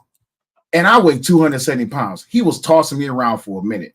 But he's 6'5". He's 6'5". Solid 6'5" too. He's a 6'5" freaking retired from the military, bro. Like, take that. You got to take that into account, like for real. Mhm. So then, Snell I believe was it in was- the army too. Weren't you in the army? yeah, I was in the army, but here's the thing: 3 months prior to this, no, it was a couple months prior to this fight with him. Well, to the initiative fight when he had trained to fight against I can't remember that dude's name, but he ended up fighting CJ. Which Angry Man, if you see the CJ fight, CJ's fight was clean. Oh my god, CJ! No, had I tell you what I saw. I tell you what I saw that amazed me. This amazed the shit out of me. I saw Black. Now, come on, y'all. We ain't gonna talk too much. We ain't gonna talk too much about it. He Black represented. I ain't even going front. He represented. Yeah, he did. He represented. How old is E Black? Did we ever get his age? He like 45 years old. He did that. He stood on Business Squad. I was like, damn, E Black. For E Black to do what he did, because Christopher J was standing. It was shout out to Christopher J. Christopher J was standing right next to me, and E Black kept going for his legs as he was trying to take him down. I'm like, why are you trying to attack him? And Hamp was like, hey, stop that shit. And E Black was like, all right, cool. And E Black readjusted, and when he landed that punch and he put Bill Black after he came down, me and Christopher J was like, hell yeah. And the whole crowd, Angry Man, you would have loved it. The whole crowd was the whole gym was into it. It went lit. It went lit. Hold on a second. I want to respond to. I couldn't watch my man fight. I would have cried. So here's a little bit about me and my life. I've actually dated professional boxers, so I knew the expectation going to the boxing match. But just like when you fell down that first time, I was like, "Oh, all right." But I didn't want to overstep either. Shout out to Brittany B, because Brittany B kind of kept me in my seat too. Because I'm like, man, this is some book. Call it. But ain't nobody want to call it. But you don't cry. You stand there, you support, and you just know, there might be some blood splatter. There's gonna be titans in the ring. But I knew Fantastic wasn't going to steal your girl. That's Mr. Lonely, not Mr. Steal Your Girl. Oh, okay, that way. But you know what? Yeah, I'm gonna let it go. Fantastic. He was like, yeah, I'm gonna knock you out. I'm gonna take your bitch. I'm like, yeah, okay. Try it again, motherfucker. But because second round, he called me right at the end of the bell, and I was talking about this on Witch Doctor show, but I'm gonna say a little bit of it here. Me and Fantastic, like, even though prior to the start of that fight, I had a few words. Fantastic, I was like, "Is you ready?" He was like, "Hell yeah, I'm ready." All right, cool. But once that bell rang, I looked at Fantastic, and I was gonna say this for tomorrow, but I'll say it now. I say it's okay to say it right now. It's just us. When I looked at Fantastic, that was not Fantastic. Fantastic was in there to kill. So I understood. If you're here to kill me, I'm here to kill you too. So what's popping? You see what I'm saying? So that's why when Hamp stood me up that second time, he was like, "Is you good?" Even though I was a little bit wobbly, Fantastic was like, "Move! Get the fuck out the way, Hamp. Move." Because even you got to move. We understand what's happening here. You see what I'm saying? So when he came back that second round, because in between rounds, that's when you showed up and you was like, "Is you good?" I'm all right. I'm in my element. But in that second round, when Fantastic, now I'm getting used to his weight. Fantastic went to tie me up. And nigga, I may be 5'11", but you ain't gonna keep moving me like that, nigga. So I tied up with him, and he went to do something, and I felt him shift his weight. And I was like, all right, I already landed a solid one, but I gotta let him know I ain't no bitch. Bam! And I caught him. And for the first time in the fight, Fantastic backed up. Of course. And I was like, I can hit him. Of course. Once I realized I could hit him, I'm in there. But what you should have did is you should have kept clinching him. Yeah. You should have kept clinching him, and every time he try to shift, just go limp and use your weight. Yeah, baby, I'll be cooler than the nigga Coke bottle. Give me. Before you know it, you could have been hitting him. You could have been hitting him with body shots. He'd have been done. He'd have been done for real. So Hassan, you fought too? Yeah. No, I fought in the one in August. Oh, you did? Yeah, the first event. Word. So Fantastic got a win on you too? No. I fought the one E Black knocked out, Black King. Oh, okay. Yeah, I fought him in August. Did you win? No, I got knocked. You got knocked. One punch is all it took, and I ain't hear the shit on the sign. But stop it! When Feel Like African King land that punch on the sign, I seen Hassan go down. I'm just like, I was like, you please stay down. Don't get back up. Don't get back up. Hey, Angry Man, you had to see it. that last time I went down, I was laying on the floor and I could hear, rightfully so, I could hear Fantastic popping all the way the fuck off. We get back in the car. She was like, I was telepathically saying to you, please don't get back up. I couldn't get up. Just stay there. Like, I was watching. I was like, all right, he moving, so he not unconscious. He all right.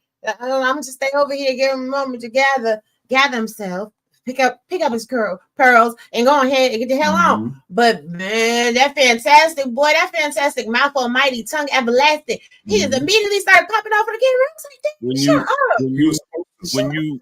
When you walked over there, Raw B, did Will say, I want to fight no more? I want to fight no more. What you talking about when I was sitting on the stool or after the fight?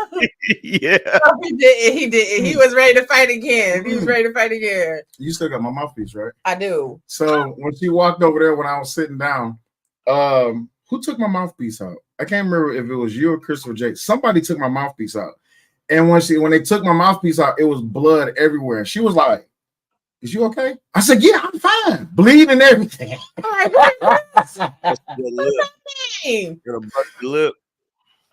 Yeah, it was so yeah, because I wore a top guard, so I didn't have a bottom guard, but it was okay. Because the other guard that they had for me, it was a football guard. So it was like the one with the string on it. I didn't want that one. So the top guard when I had it pushed up against my gun. Huh? You didn't bring your own guard? Nah, I didn't bring my own guard. And the thing was though, like, to be honest with you, even if I didn't have a guard, I was still, because what's his name? The big light skinned guy that's always over there. Big Aaron. Aaron said, and you know what? This is why I appreciate people. And Angry Man, I'm pretty sure you saw it. This is why I appreciate people who really, and you called it out first when we got back in the car. Raw was like, you never back down. You always came forward. I'm like, oh, so you noticed that? She was like, yeah. So I was like, a lot of people won't catch that. Even though I'm 5'11", 270, he's 6'5", 260 something. I'm not going to back down from you. I'm going to bring to you everything that you brought. You see what I'm saying? So even with the loss, everybody was like, man, Will, no hard feelings. Will, no, ain't no hard feelings. I know what this was. And then CJ came up to me. He was like, God damn, you got my respect. I was like, I appreciate it. And even though I was talking shit, I was like, no, I ain't gonna shake Fantastic hand if I lose. I shook his hand because he was like, hey, you know, it ain't no hard feelings. I know it ain't no hard feelings. Cool. And then after that, shit, we went about our day. We met up with B. Taylor, went to Papados. Angry Man, I know you've been to Papados before. Oh yeah. Papados. Hey, Angry Man, once you set up your own event, have boxing MMA. You can because you got a name. Look, all I'm gonna say is this. If well, you already had one toxic Avenger get up there. Look, I said this and everybody think I'm joking. I said this on DJ Witch Doctor. I said, y'all don't, if I could talk him into it, y'all don't want to see like Izzy Bands getting that ring. Tell you right there, he's nice with I'm trying to talk him into it. He's nice. Listen, let's go. First of all, he's nice with them hands. Grinch is nice with them hands. I ain't gonna say nothing about me. I'm gonna just leave that alone. Like Angry Man, nice with them hands. Angry Man already revealed a little bit of it, but he like, Did you see when he was showing off his car? Yeah, kind of. I'm like, get your rich ass on, get the damn ring. That's straight New York. This right here is straight New York. Here y'all go. Shout out to New York, the only city that matters. Now let me stop. But still in all, you know, New York people, our swag is different, our brag is different, and our bag is different. It is what it is. Like anybody that was in Houston that didn't have a rental, first of all, trash. But anybody that was in Houston that didn't have a good place to rest their heads, trash. Anybody that was in Houston and didn't go eat somewhere good, trash. If you ain't spent $250 or better on dinner, trash. I don't know. I mean, that's just the New York way to do it. We're gonna turn up in somebody else's city. Wait, so Angry Man. So everybody at the event was won't nobody cutting up and acting stupid? Now, you know, I will say this at the club. It was nice while we was there. We didn't stay a long time. You know me. I'm not for the streets. So we came for a cute, respectable time, and then we went back to the hotel. But all in all, from what I know about the events, everything was good. It was a good time had by all. There was no fights. Nobody was cussing each other out. Everybody was getting along really well. Mm-hmm. Yeah. People are more respectful when you meet them face to face. It's not like how it is on the panels and stuff. Yeah. That's how it wasn't. Hey, everybody. I'll tell you something else. You said you my bad. What you say, Hassan? No, I say, are you gonna be in the next ham event? My box? Where's it gonna be? Nah, hell no. Hell DC. No. It's gonna be in DC. It's gonna be March or April. Hell no. I've been living the soft life for too long. Nah, if I was to do that, I would take anywhere from 6 months to a year to get in shape. Well, even if you don't come to fight, just pull up. Because I wouldn't. Yeah. Nah, I'm not about to get in the ring unless I'm a dominate. I'm not. Hell. Because you said you got down to what weight? 270. 270. See, this is what I can't figure out. Me and you are the same height. But everybody calls me fat, but nobody calls you fat. I'm only 230 pounds. That's a lie. They was calling him fat for longer. Like, Fantastic was like, all you doing is vaping and eating Cheetos and play video games. And I'm over here crying, cracking up because I wanted to be like, yo, y'all really don't know how hard in the paint he's really going. And then when they came to the event, they seen him and they seen that he's just stocky and he's solid. All of a sudden, people was like, that's what people don't get. Like, people will see you on camera and they'd be like, oh, you fat. Like, no, there's a difference between being a stocky nigga and being a pudgy nigga. There's a huge difference. Yeah, when I went to hug a few folks, I hugged him. He was like, damn, big nigga.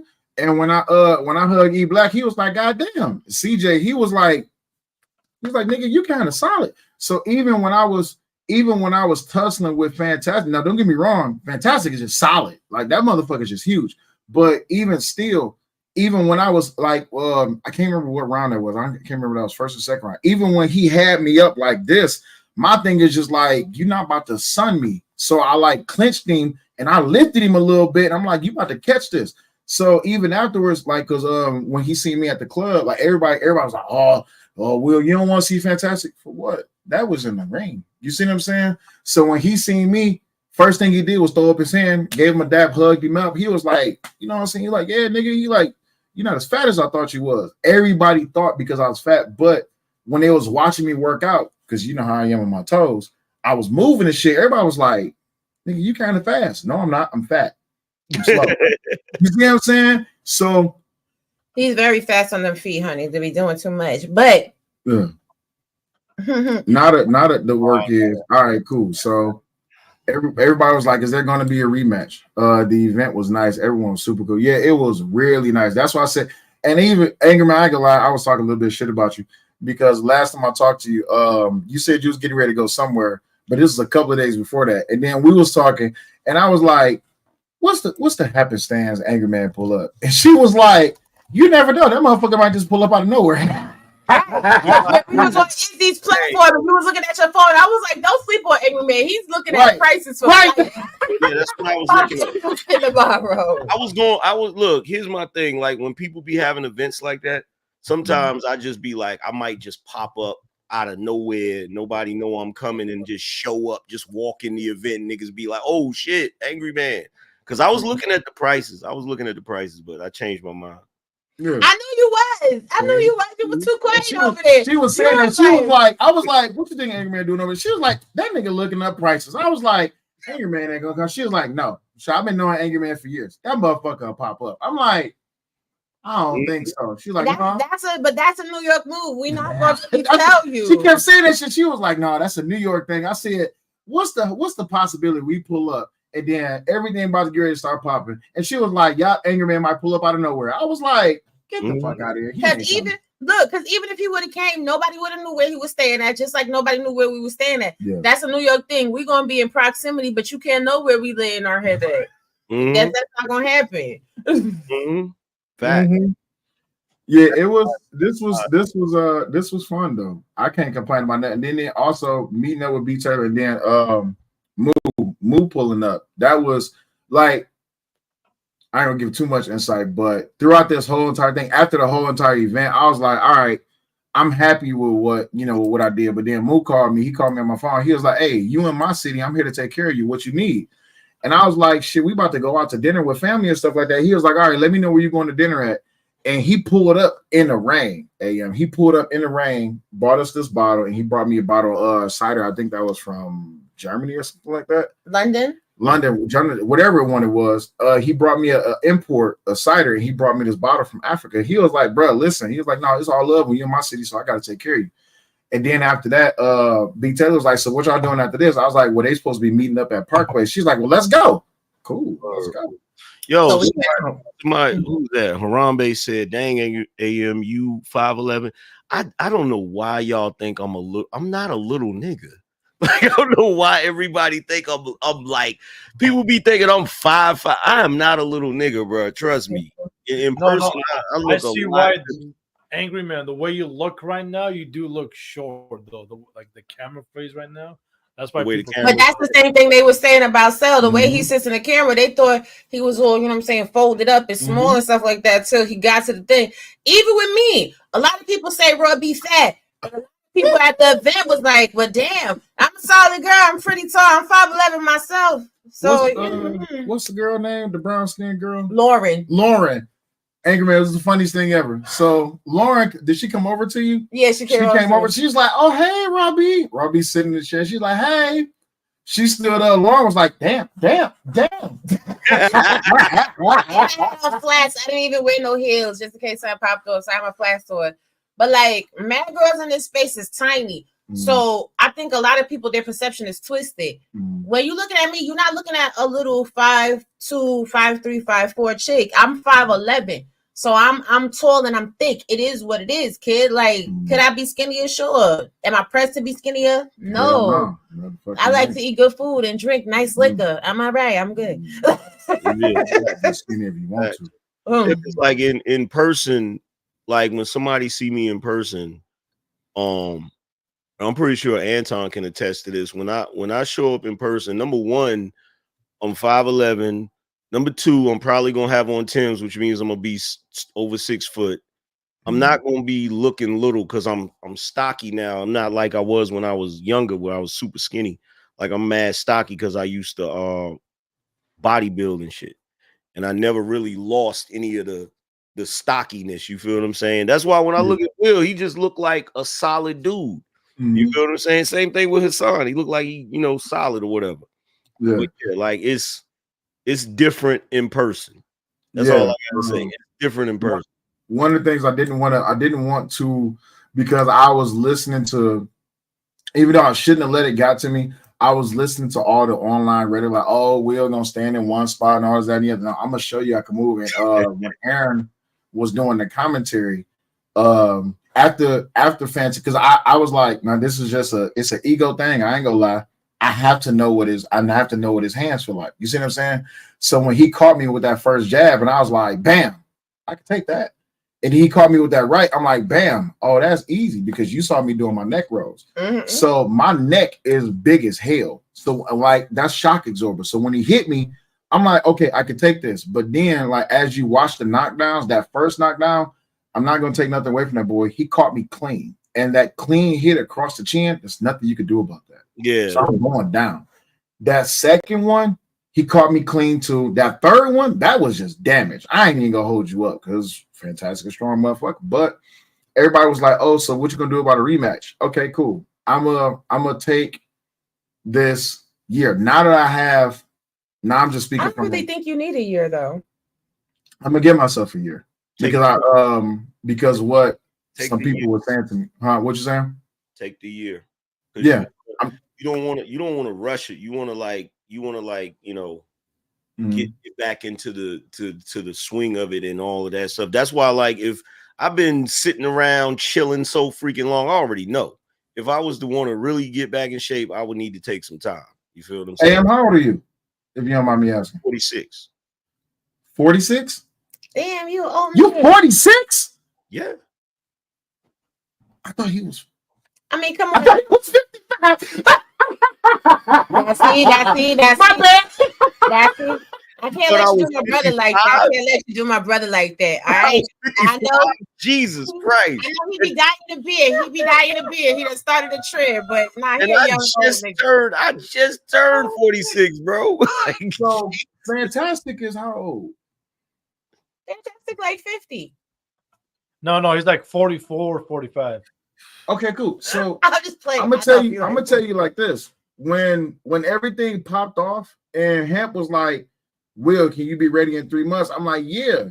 And once I changed my diet and I just started moving every day, you see what I'm saying? And and I got with my trainer and he was like, all you have to do, oh, she said Fantastic is 40. All you have to do is just start moving every day. Yeah. And that changed a lot. Once I took bread, sugary sweets, even though Fantastic, so he said I was eating Cheetos on stream, but all right, whatever. Take bread, sugary sweets, all this that, like change your diet and just do something every day.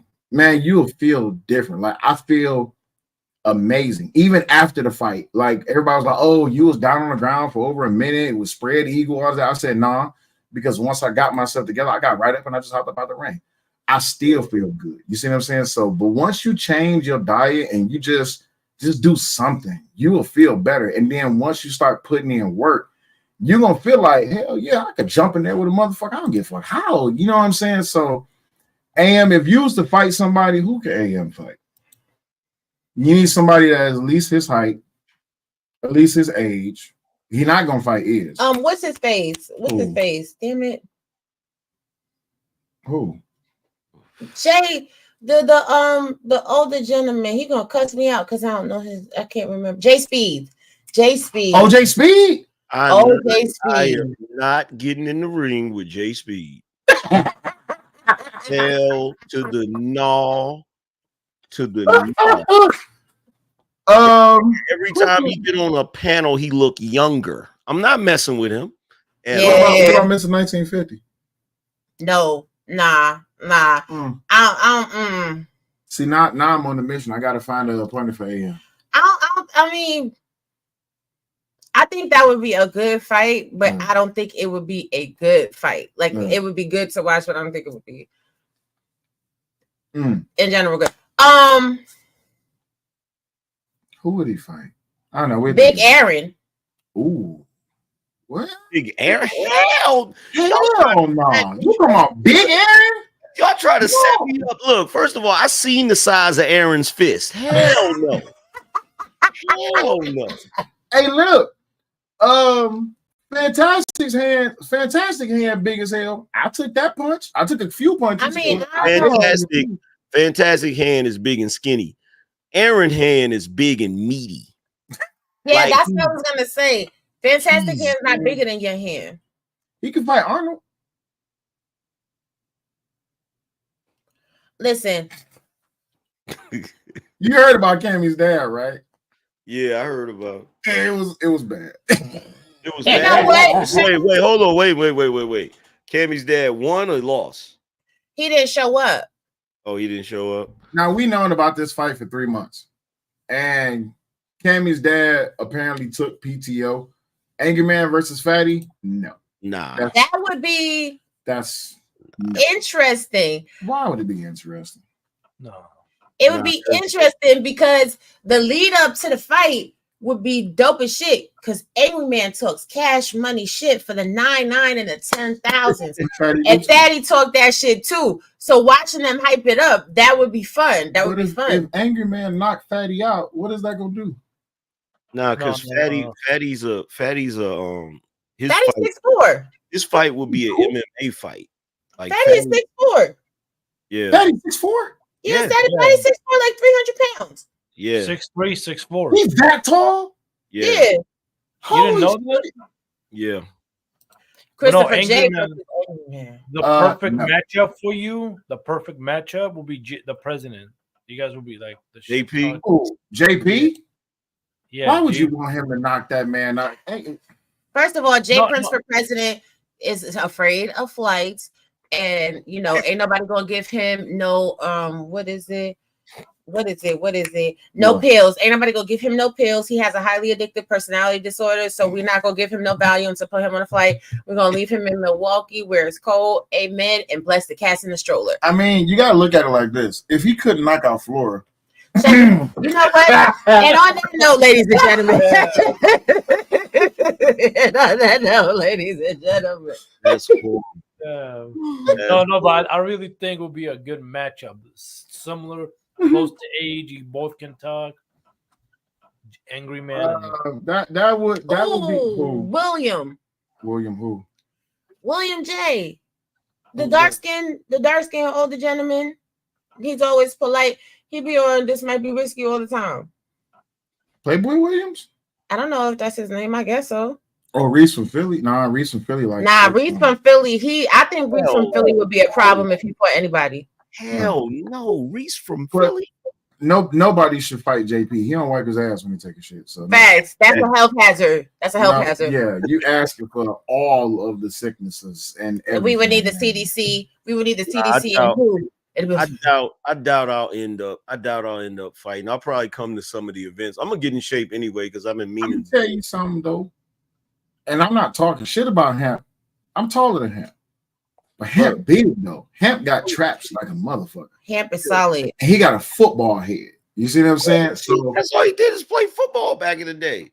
Yeah, and even when I hugged Hemp, he was like, "God damn, nigga," but I was like, damn nigga, damn you. Like nigga, I felt the big ass shoulders. Like, oh hell no. I ain't doing that.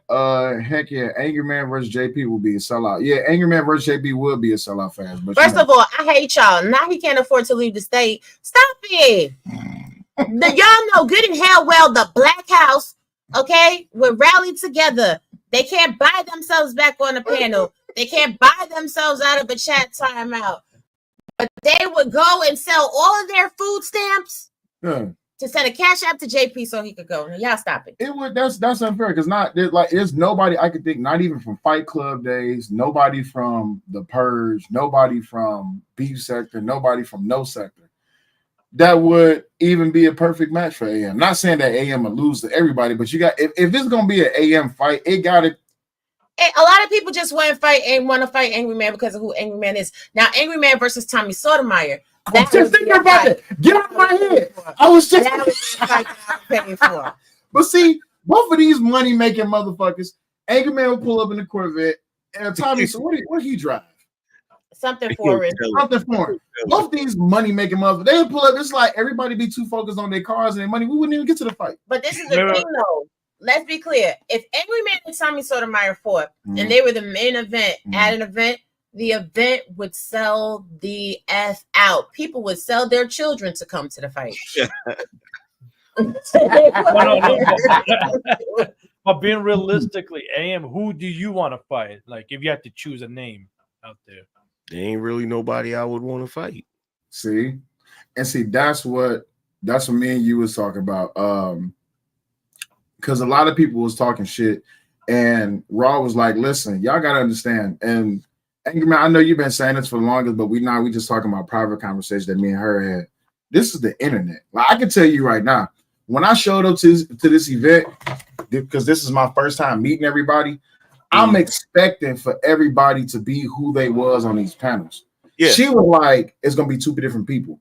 Christopher J was like, "It's gonna be two different people." I was like, "Nah, man, I haven't met nobody from this space in person other than her." So who she is on these panels, who she is in real life. But then when we get there and everybody's like, "Oh, what up, Will?" I'm like, "Wasn't you just talking shit about me? Wasn't you just cracking jokes on me? Damn, you was like Granville." Years ago, me and Granville had a falling out. But when Granville see me, he was like, "Oh, what up, Will?" Or "What up, Granville?" Because it's different. Because it's different. It's different in person. Like I try to tell niggas, and they don't believe me. My demeanor in person is different. I'm friendlier on the internet. Exactly, and that's what it was with me. I'm sitting there real close, real like, all right. Yeah, because when I get there, I'm gonna be feeling out the whole situation, trying to see who's who and who's talking. Really, I'm sitting back to peep who's observing. Yeah, like who's changing up. Like I'm really, to be truthfully honest, if I go to an event, I'm gonna be looking for the people that have a problem with me, and I'm gonna see how they gonna approach the situation. You feel what I'm saying? Like, are they gonna be like, "Oh, what's up, angry man?" Because then it's like, okay. Listen, I've decided that I want to fight at this Might Be Rocky event. So I want y'all to gas Flora's head up. I mean, she fought Jay Prince and she survived, so she should be able to survive a fight with me. Y'all should convince her to come on and get around. Y'all see she be in the boxing gym. She be with the pew.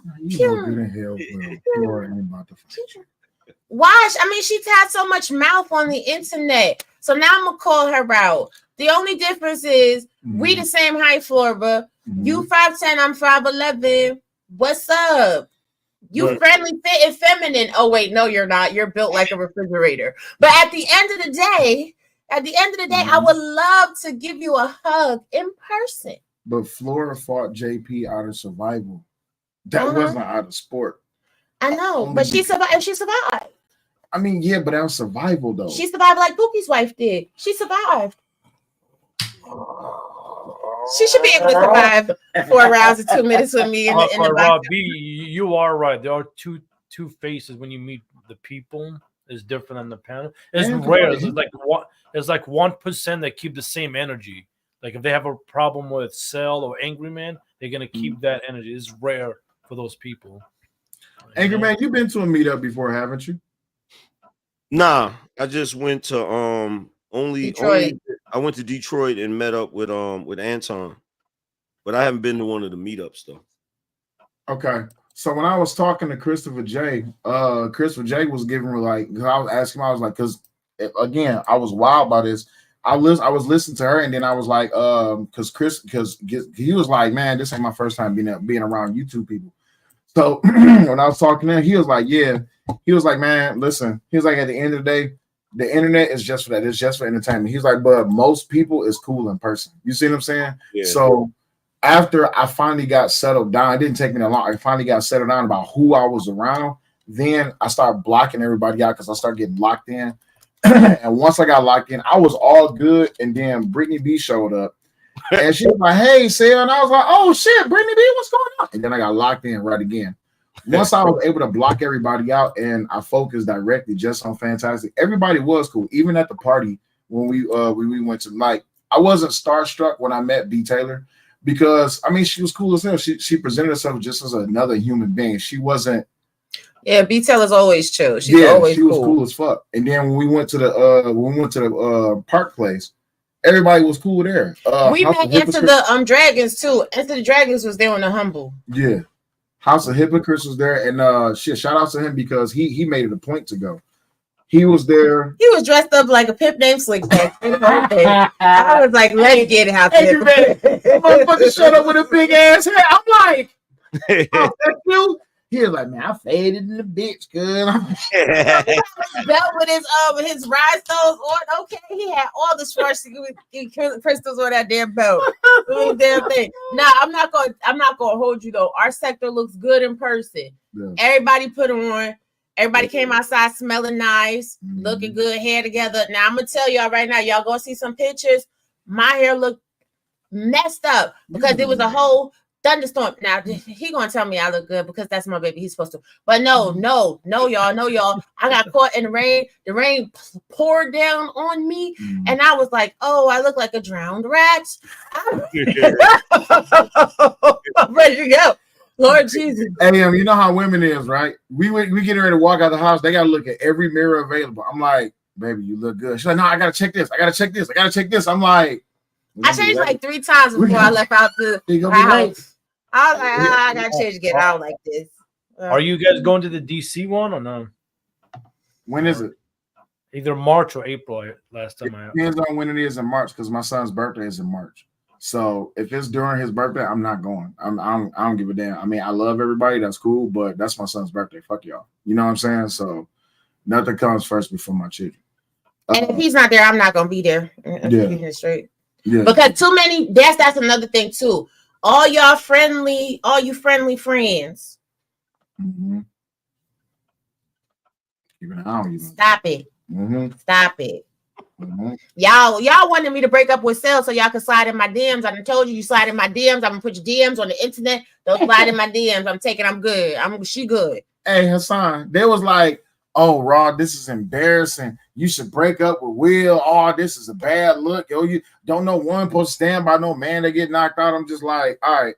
Single niggas who complain about women is saying that a woman who's with a man should not be with a man just because he lost a fight. Okay, cool. Name me a boxer, an NFL player, a basketball star, anybody. Okay, you see your man's lose something. This is the perfect time to break up with him. Why is that? Y'all, I'm asking y'all. No. Tell me what. No, I'm supposed to divorce you right now because you lost the fight, and I'm supposed to take half your assets. Everything. Why? Because they're crazy. I don't know. But you're not because they're jealous. 1, 2, they will never be in the ring. And it's just jealous people, you know. Exactly. Angry Man, let me ask you a question. Because somebody told me, and maybe I'm wrong. Maybe I got life twisted. You know, I look at you like a big brother. They said I could never submit to Sel because he lost the fight. What's your thoughts on that? Yeah.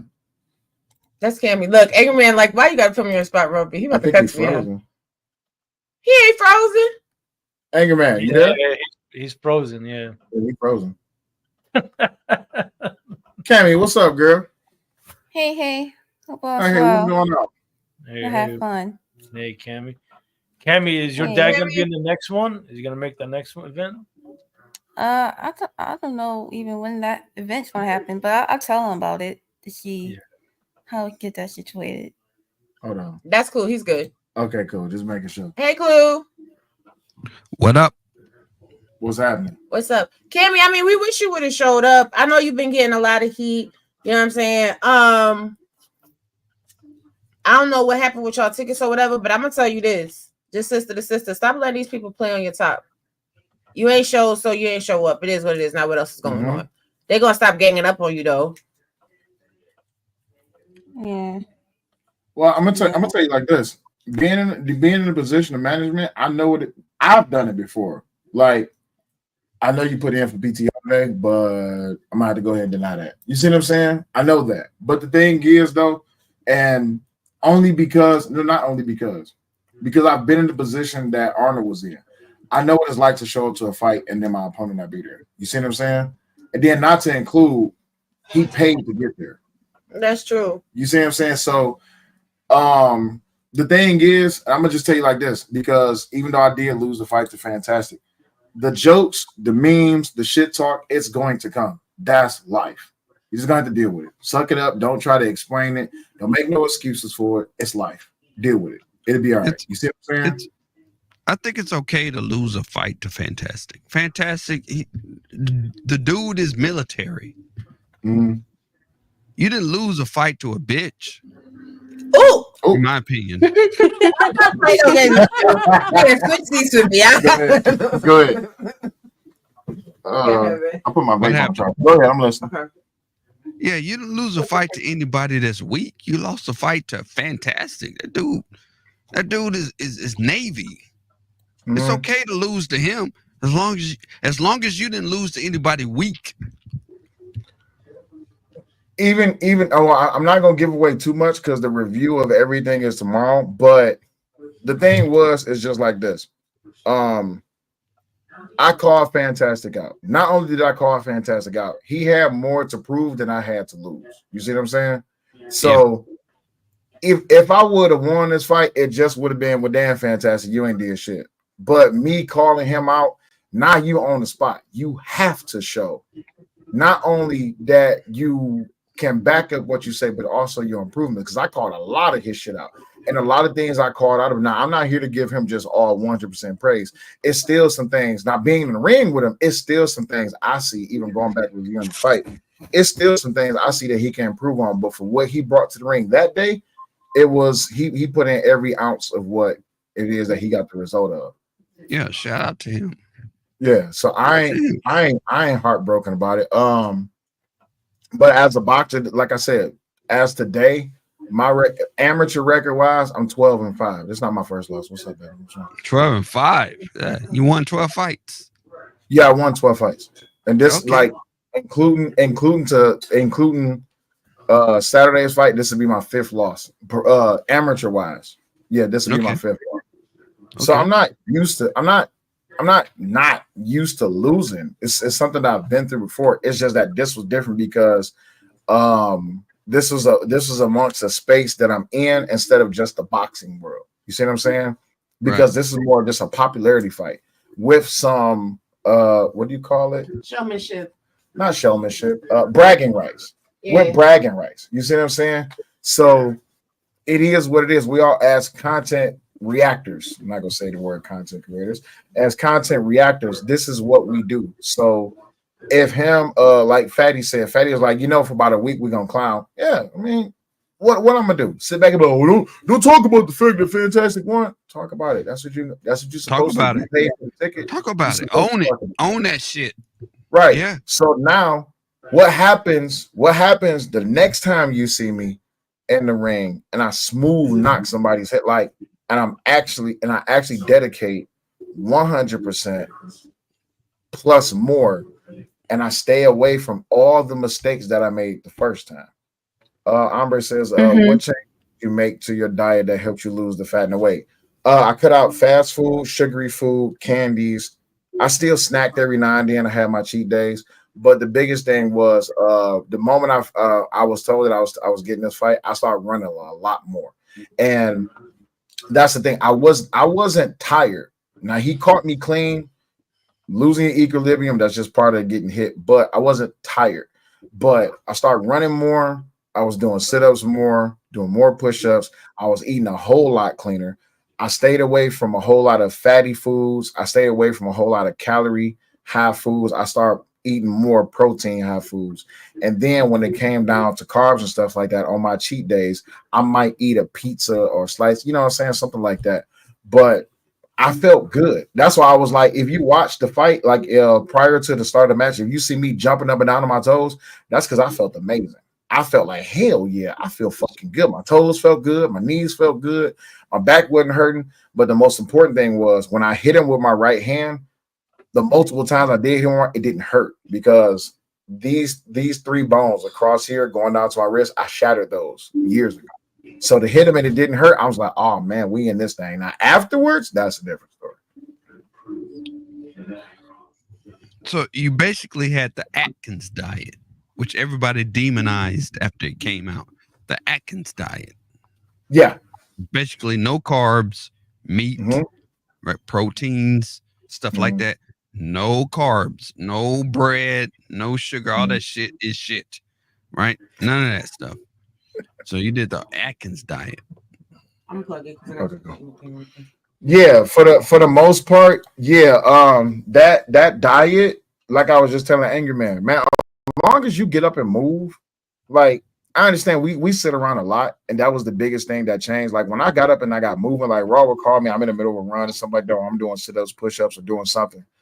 And she's like, damn, you moving. I'm like, yeah, I know. And as time further progressed, she got so used to me just moving. She's like, so what you doing? Working out? Okay, cool. Well, I'll call me back after your workout. And that was just something that was natural to me. When I first started, man, you talking about out of breath. Nigga. Damn, I was sitting out here, of breath. I'm sitting over here looking like a swole turtle. I know we've been having fun entertaining. But it's getting late. And we've been on the plane all motherfucking day. It's about that time. Yeah, it's about Be on the plane, yeah. Who had the window seat?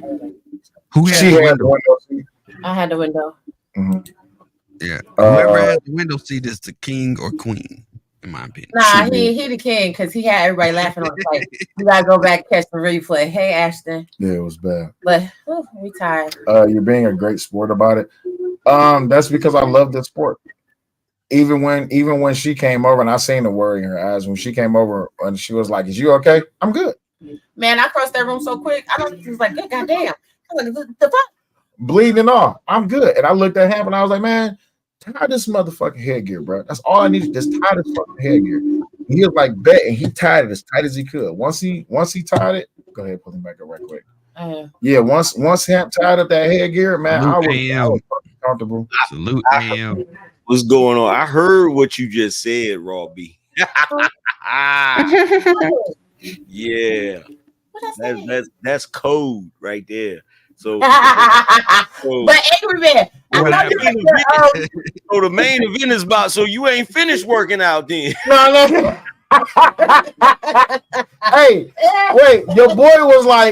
Wait, so we went live, I think before, and Izzy was like, "Listen, don't be giving them none." I'm just like, "Yes, chill out, bro. What you talking about?" Nah, you know, everybody want to blame Robbie is because you gave him some before the fight. Listen, that is not. do nothing. Hey, that's what. tried. Hey, the thing you was talking about on the plane. That's what you need right there. What is that? At the charger. It's a charger. Like you It charge. looks like an adapter. You charge this up, right?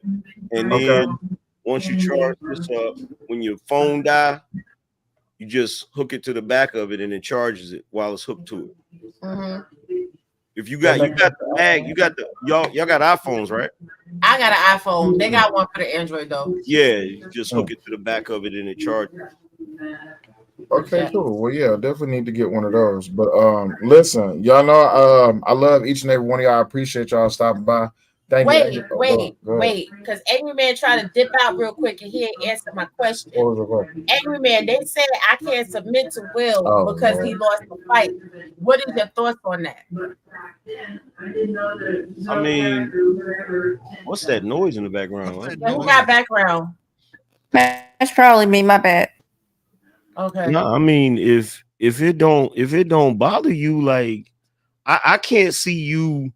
You feel what I'm saying? The only time people have problems like that is when the chick thinks she can beat the dude up because she seen him get dropped. You feel what I'm saying? Like I don't see you look. I from the way y'all interacted right now, it don't seem like you done lost no respect for him. So I don't understand what they mean by that. Yeah, these people are just crazy. Something? I mean, I thought it would be good for your children to hear from your word, your mouth. Like, stop it, stop the cat. Can I say something? Yeah, go ahead. Yeah. In gambling, when you're gambling, if you have a certain technique, the word is losing keeps you in the game, but winning makes you money, but losing keeps you in the game. So if Cellulite lost the fight, they kept him in the game. Mm-hmm. They kept him in the game. I mean, at the end of the keep day, winning. I mean, at the end of the day, it worked like this. So as a young man, I did martial arts. I did Olympic style Taekwondo. And then as I got older, I did boxing. Can't nobody talk shit to that man if they have not gotten the ring. Nobody. Exactly.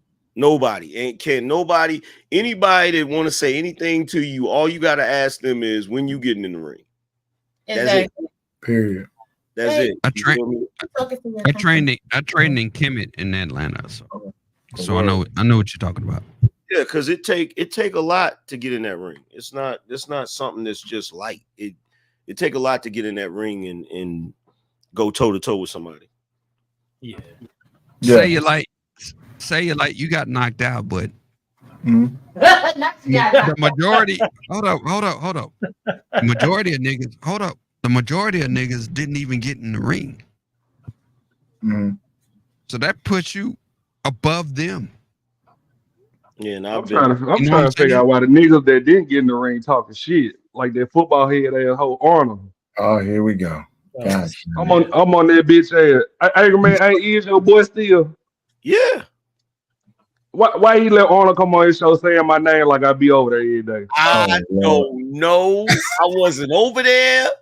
Don't pull me into that shit. I don't even know who Arnold is. Don't even pull me in. He a little football butter pecan with a pistachio bean on top of that motherfucking noggin. I tell Iz I'm on his ass tomorrow, so clear the show. Cause that shit pissed me off. I don't even be on that man's show. I'm lighting Iz ass up tomorrow. Oh Lord Jesus! Look, listen, Ashton. So what? Listen, I'm gonna tell you like this. When Arnold was there, and I gave Arnold some work, in one of my lives, right? I had to pick him up a little bit, but I will give Arnold this little bit of grace. the fact that Arnold, and I seen the videos, his actual workout videos, that boy put in the sweat, blood, and tears when they came to getting ready for this thing. And I'm gonna just tell you straight up, even though I laughed when he was like, man, I got 45 seconds in me. And I was like, 45 seconds? That's all you got? But he showed up. And again, I'm not shitting on Cammy's dad, but at the same time, say he showed up to fight a little girl daddy. Man, fuck that. Man, that's a big made shit.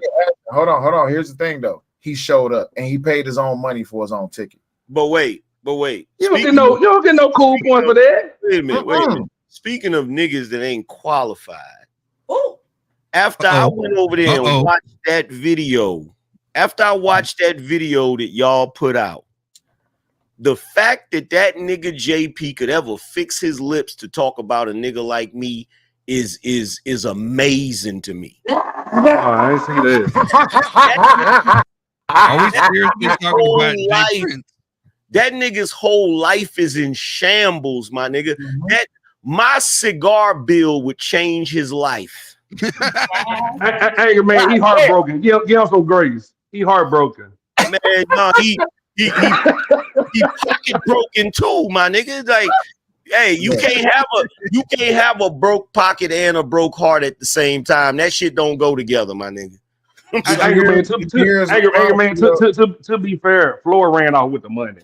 Can we be fair? What money? Look, first of all, ain't nobody, what money? Look, ain't nobody got no sympathy for him because Floor ran off with that $100 and 25. My nigga, like no, that dude. Look, Damn. he talking about. Look, check this out, fam. I be catching first class flights, nigga. Don't be in line, nigga. You feel what I'm saying? Staying at the best hotels, nigga, doing it big. And this Negro over there talking shit with that dusty ass, grimy hot dog cart, nigga. No. He heartbroken. He gotta let his anger out, man. Give him a little grace. I'm sorry, man. I'm sorry. That nigga. What's wrong with that motherfucker though, bro? JP, he hate everybody. Anybody that got more than $1 in their bank account, he hate. He was going in. Like I seen it on Ear Show. He was over somewhere talking about these niggas ain't live my life, and nigga, don't nobody want to live your life, nigga. Exactly. Shit. He was responding to the hot dog cart joke that you made. He was like, nah, I didn't. Anger man, that motherfucker talk about I stole that cart. Man, first of all, that was sheet metal on the side of that cart. Sheet metal. Sheet metal, nigga. That's supposed to be stainless steel. Like what we doing? Ain't no fucking sheet metal belong on no damn hot dog cart. What we doing? The fuck? Hell no. But nah, he hate on like the thing that started with him and Angry Man, you gotta correct me if I'm wrong. He was talking shit about the married shit, and he was talking shit about Angry Man's daughter or something like that, or stepdaughter, or something like that. Yeah. And then, nigga know about what does this nigga know about that though? Not a goddamn thing. Nigga's crazy. That nigga's crazy. My daughter done been to France. She done been to Dubai. You feel what I'm saying? She done did photo shoots for relevant rappers.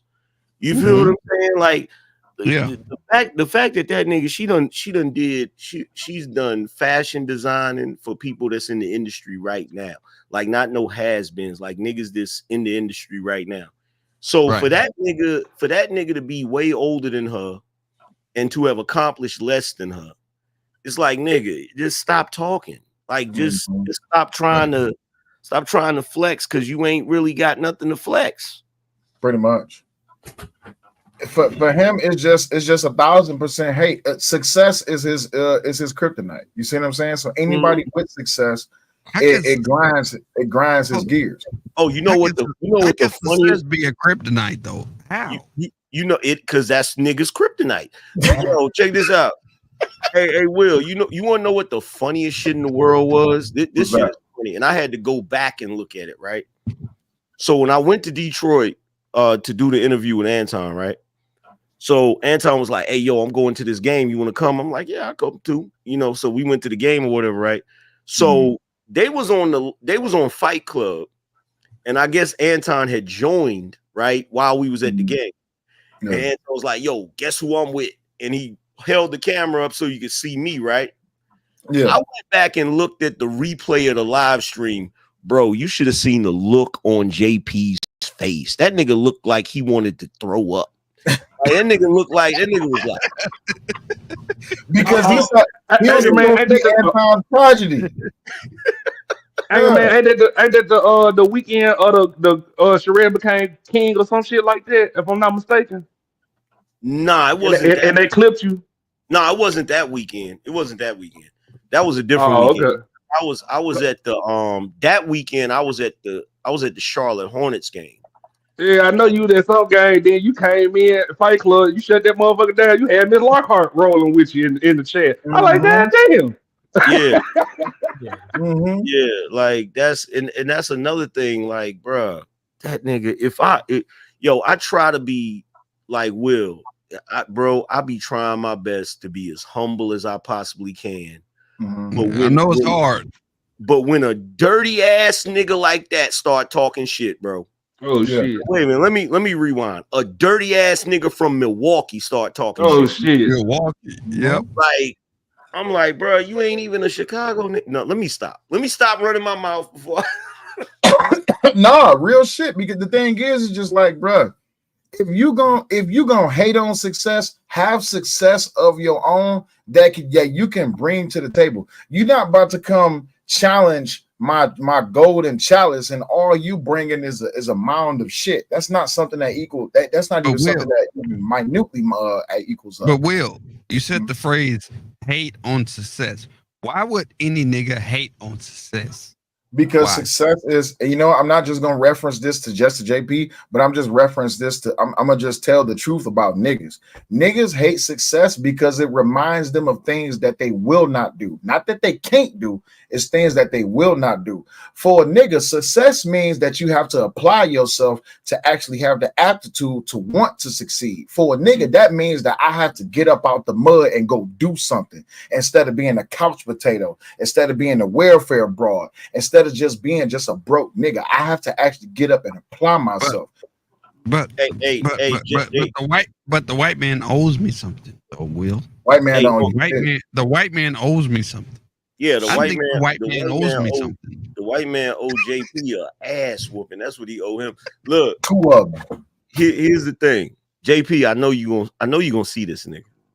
I know you're gonna see this, and I know I've been talking shit lately, right? And I've been talking shit for a good reason. Because you should have never said my channel was trash. You should have never said that, bro. Ooh, you should have never said that. So no, he did it. Yeah, he did. He said my channel. That's my dad's favorite line. No, he did. I remember when he said it. He was like, "Man, that nigga Anger Man, his channel trash. He got all them subscribers, and only 400-500 people show up to his live. Anger Man, that's a lot of motherfuckers." I remember when he said it. That nigga crazy. So look, hey, so JP, if you watching this, I just want to say this to you, bro. Nigga, I copped a new Corvette on a humble, nigga. Shout out to the Corvette.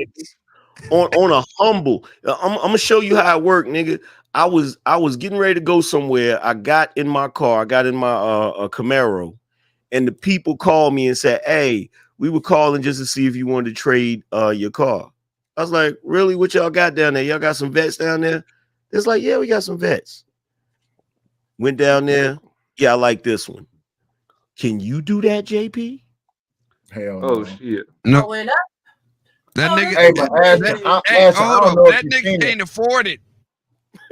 Dog, I don't know if you've seen it. So I think it was Ron Mack? Ron Mack was showing off his some electric car that he just got. I can't remember what it was. And we was on Izzy's panel. Tesla. And yeah, was it a Tesla? And Anger Man was like, "Oh, since niggas want to flex." Anger Man got out, he parked his shit. He was like, "Yeah." He like, "Where Ron Mack at now?" And I was like, "Oh man, I know this nigga about to show at least a Maybach or something." Just turned that fucking camera on. I was like, "How this old motherfucker?" Let me say this. Damn Corvette. Hey. Will, let me say this. Let me say this about AM. Let me say this about AM. when you told your story about the Corvette, that hit me here hard. That hit me. Yeah, I'm just a Chevy. I'm Being able to know. own a Corvette, I've never been able to own a Corvette. Can't even speak. You can't even say it, bro. Now wait, here's the funny part. For y'all, that might hit a certain type of way. Now think of a nigga like JP that destroyed his soul just to say Angry Man. After he said his channel was trash, and this nigga showing off a Corvette on somebody else's channel. And also JP. Also, just so you know, JP, just so you know, broski, I got season tickets to the Charlotte Hornets, and I ain't went to a game yet this season. Oh goddamn! Angry Man, can you put me up under your wing? I need your expertise. We need that mentorship, Angry Man. Yeah, if you don't mind, Angry Man, I was trying to get in touch with the Avengers. I don't remember if you remember that, so I had to make my own game. Hey, check this out. This all you gotta do. This is the first lesson. Don't be JP. That's the first lesson. Okay, I got it. I'm writing it down. Writing it down right now. Don't be J Prince for president. That's the first lesson to success. Hey man, if I get on Ed's ass tomorrow, you ain't gonna cut me off. That was a bullshit he did with Arnold, little football head ass. He let that big gremlin get up there and say my motherfucking name. Hold on for a second. Rob, you talking about she get her respect for showing up? Nigga, you tried to whoop that little girl daddy. Fuck you. Why he showed up to do it? He showed up to do it. Cause he wanted to whoop a 19-year-old daddy. He don't get no cool points off that. But I take that back, Rob B. He didn't go to fight Cammy daddy. He went up there to go stalk Jalen. Y'all forgot about this shit. That's the real story. Lord, don't bring that name up. You say Jalen? That's what he said. Cammy, you remember that? I'm be quiet. Ain't that the real story? Cammy said she not being part of the nonsense anymore. Leave Cammy alone. Let me say this. I'm taking Cammy under my wings, okay? I have to recoup my butterfly. Y'all been beating the hell out of her. Leave her alone. I ain't doing nothing. That was Cammy picking on Arnold. I was just laughing. Robbie, let me give props here. Okay. When Angry Man said that he had dreams about having this Corvette, and he said he finally got his Corvette, that inspired me. It did. That's what it was meant to do. That means I need to get my Corvette. My Corvette. No. What happened was that he said that they called him and said, "Do you want to trade it in?" He was like, "What y'all got?" And when he said what he wanted, they're like, "Yeah, we got it." See, that's the difference. And I'm not just speaking for Amy, but we know what success is. When you have options, it's different from when you have necessity. So you can't call it. This is what it means to be, and I'm just speaking on a JP level. On a JP level, man, do y'all got a Toyota? Do y'all have a Camry? Do y'all have do you got this? It's different from my credit score 483. Can I get a card? Can I get a note? Damn, I gotta get what? The questions is different when you broke. The broke questions is, do I have to co-signer? When you know success, can I pay cash up front? Okay, if I pay cash up front, what can you take off? Because I got to get something for my cash. If I'm about to drop cash money, those questions is different. That's why I said people like JP, they never understand what that success. We know what that success is like. Just like when we was at the airline, they was like, "Oh, you got options? You got options? Okay, cool. Let me get this." It's different from can I get, and what can I get is two different things. Oh, and that's the other thing. That's the other thing I said to him. That's the other thing I said to JP, and he probably didn't know what the hell I was talking about. I said, JP, I just renewed my Clear and my TSA pre-check. If you don't know what that is, bro, we can't even have a conversation. Oh, damn. They have me flying with the money when I be on the plane. I know what that is. This is the creation of the Corvette Club right here. But this is the thing that y'all got to understand with Angry Man. Like me and Angry Man, we had our upside downs or whatever. Because we both New York. I got videos of that shit, by the way. Yes. But this is the thing. When you come from New York, you build different. There is a reason why they say if you can make it there, you can make it anywhere. And especially when you start from humble beginnings in New York. Like, y'all don't know what it is to take the damn train to get around the city, to be sitting in trains that smell like piss. train or the 2 train? It don't matter. The 1 train, the 2 train, the 3 train, the C train, the B train, the E train, the F train, depending on if you're going out to Canarsie and Far Rockaway, whatever. All the trains smell like piss. If you in an underground train, the shit stink. If you live in a project building or you're going to visit somebody in projects, the shit stink. Like, the only time you're going to get some relief is when you're in somebody's house. Y'all don't know shit about being outside and it's the dead ass of the summer, but the sanitation department said, fuck this whole neighborhood, and they're not picking up shit. So you really can't even drink something outside. You really can't eat nothing outside because the shit stink. What that does is that creates monsters. Because we all decide, like, yeah, I can't live like this for all of life. And you do what you got to do to get up out of there. And because New York is so expensive, when you go somewhere else that is cheap, now you really living because you got that hustle to grind to pay thousands of dollars for rent. And now you paying less than a G to rent or buy a house somewhere. Robbie. Like, it's different. And even with every man's channel, Robbie. like, hold on a second, Clue. Hold on, Clue. Even with your channel, every man, like, we wasn't talking during the time, but much success to you. Like, you went from 48,000 subscribers to almost 1 million subscribers in a year. That's a grind. And I seen your little light skin ass on my fucking TikTok and Instagram. I'm like, if he pops up in my fucking feed one more time today.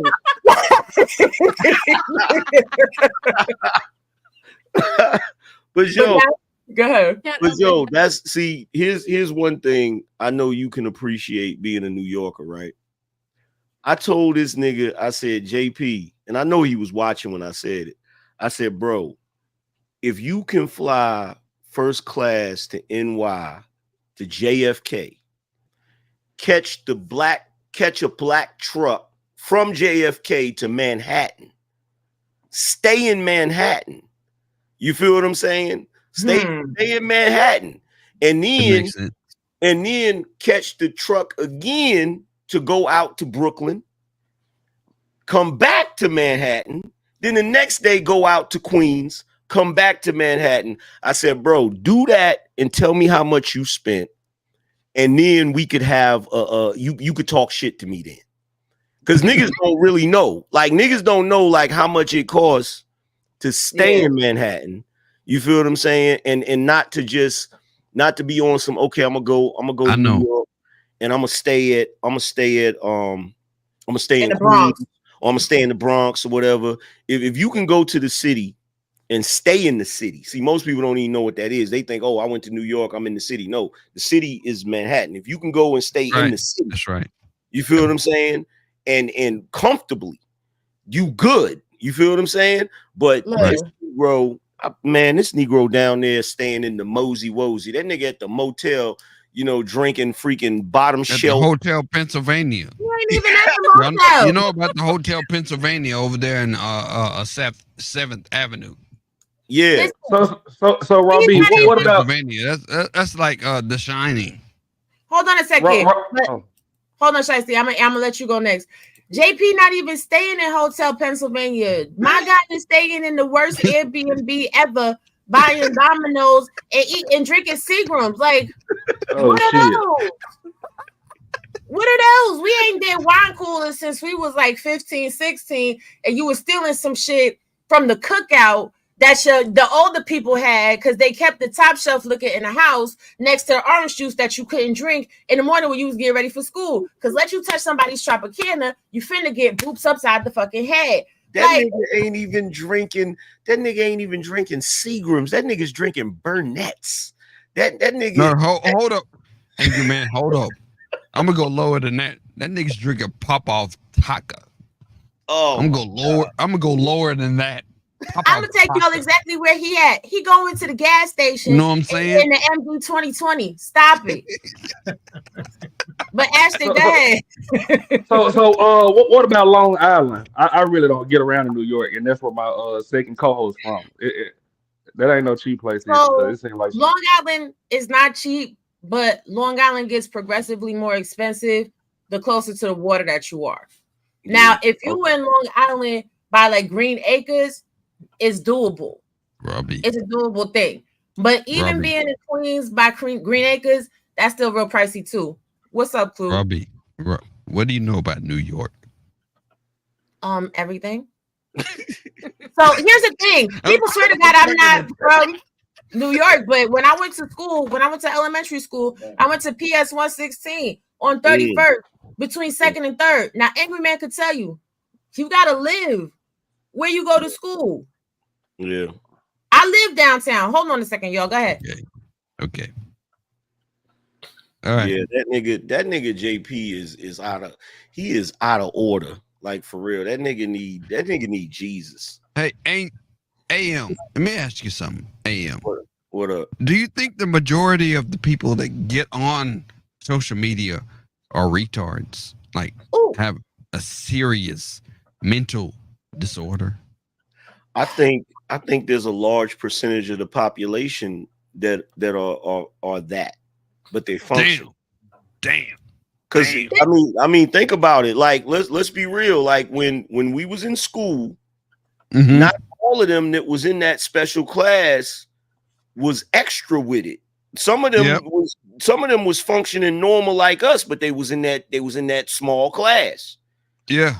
And as they get older, they get taught how to function in society like everybody else. There's a bunch of them running. Because like right now, how would you know that somebody was in the slow class? Because they look like Jay Prince. Because they look and talk like Jay Prince. But I know that nigga was definitely in the slow class. When I seen that nigga pull that butter out of that freaking cabinet, I was like, yo, this nigga was slow.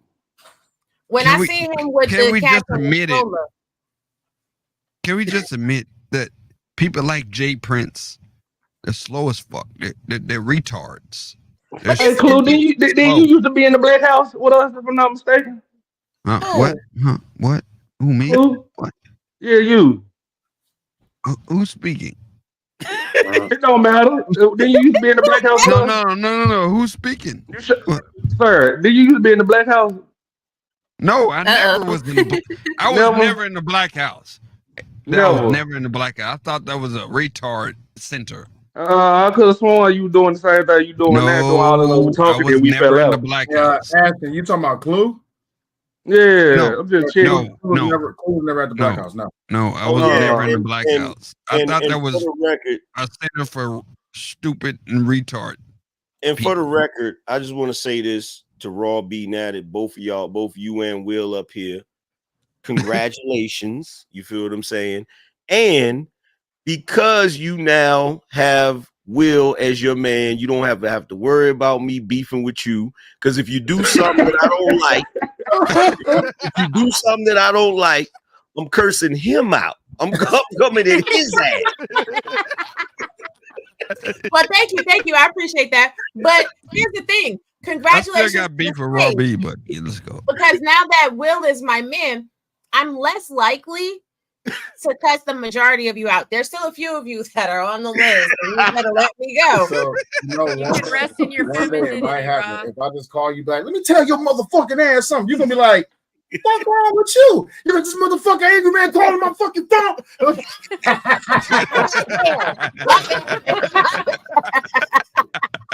God damn it. Why the fuck you beefing with him? Because it's gonna be like this. Hey, so Will, you know what your woman did. You know what your wife did, right? Yeah, nigga. Well, this is the thing. Like, a lot of people said to me too at the event, they like, Robbie, where you been? You ain't been on panels, this, that, and the third. And I can't participate in the conversations the same because I don't agree with a lot of the arguments, but I can understand where a lot of y'all are coming from. Because when I'm looking at a lot of women nowadays, y'all been telling me from the beginning I'm a unicorn. I didn't want to really believe y'all. I told you. Yeah, but when I look at some of these chicks and how these chicks is moving and acting, I'm just like, damn. Because even like how people responded to the fight, I know they responded like that because there's wild chicks out here that would have been like, oh, you lost? I'm out of here. It's over with. Ooh. So, Robbie. yes. Robbie, Yes. how do you feel? Okay. Huh? Okay. Huh? How do you feel? How do you feel? How do you I feel? feel amazing. Okay. I told your ass Robbie you was a unicorn a long time ago. I said Robbie was dead beat. Stop thinking like the other women like you. You did not want to hear that shit, man. Well, hold on. Here's the thing. So you got to remember,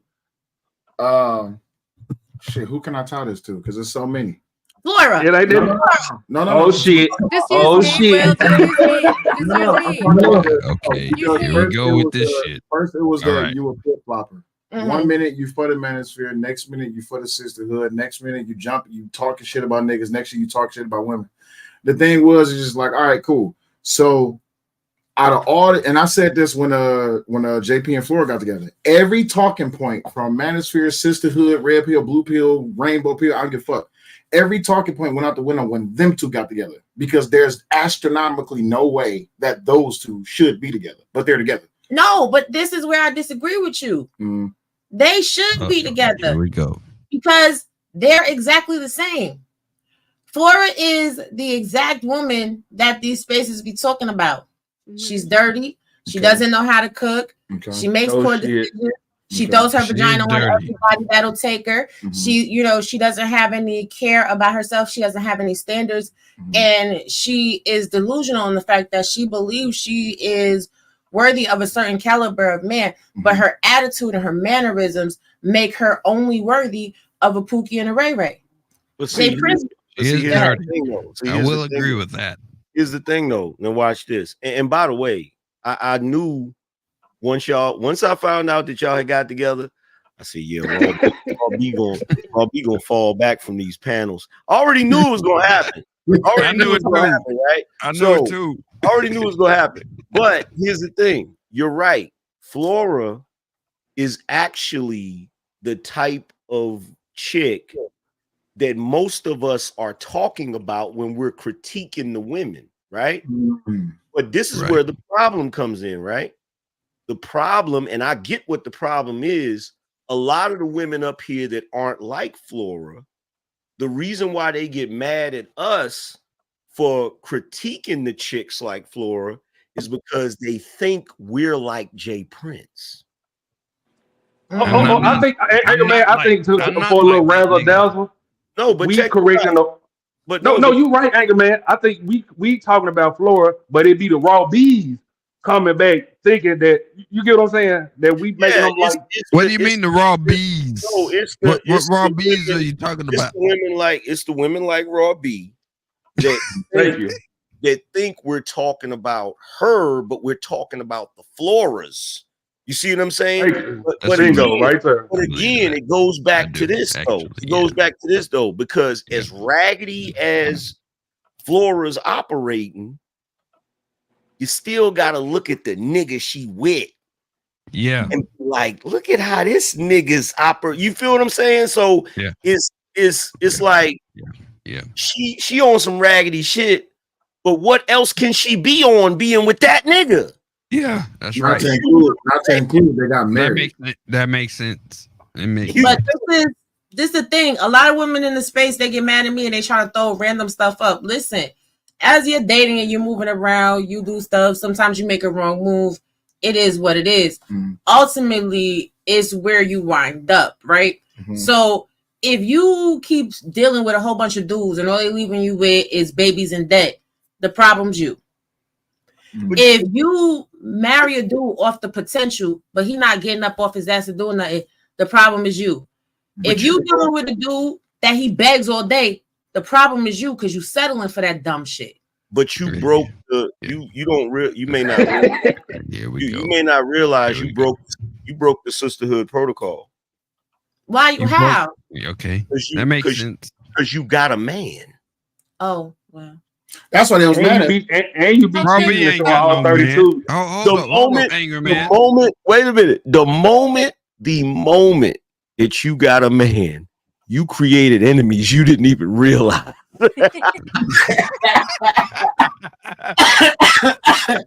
Is he wrong? But not only that, but you gotta look at it But like here's this, right? the thing: Raw beat doesn't have a man. E Black, what's up, man? That's what they try to say. That's what they try to say, but it doesn't. Hold on for a second. Oh shit. E Black. E Black. E Blizzy, are you on the panel? Let me say this. Let me say this to you. Let me say this to you with a tremendous level of humility. I was wrong, brother. I saw you. Look, that day we was on that panel and you was over there working out. I was like, man, E Black trash, bro. Then when I saw you, look, when I saw you in the ring, I said, wait a minute, E Black got a nice form on him. What's going on? And hey, I gotta give you your props, bro. You represent it. I gotta give you your props, bro. E Black may not want to say this publicly, and he'll never admit to it. Now, before I say this though, E Black, how old are you exactly? 13. How old? Because your sound is trash. 44, he said. E Black, you 40? You 44? All right. So, Angry Man, I'm gonna tell you this, and E Black don't want to admit to it. Man, if he don't, fuck him.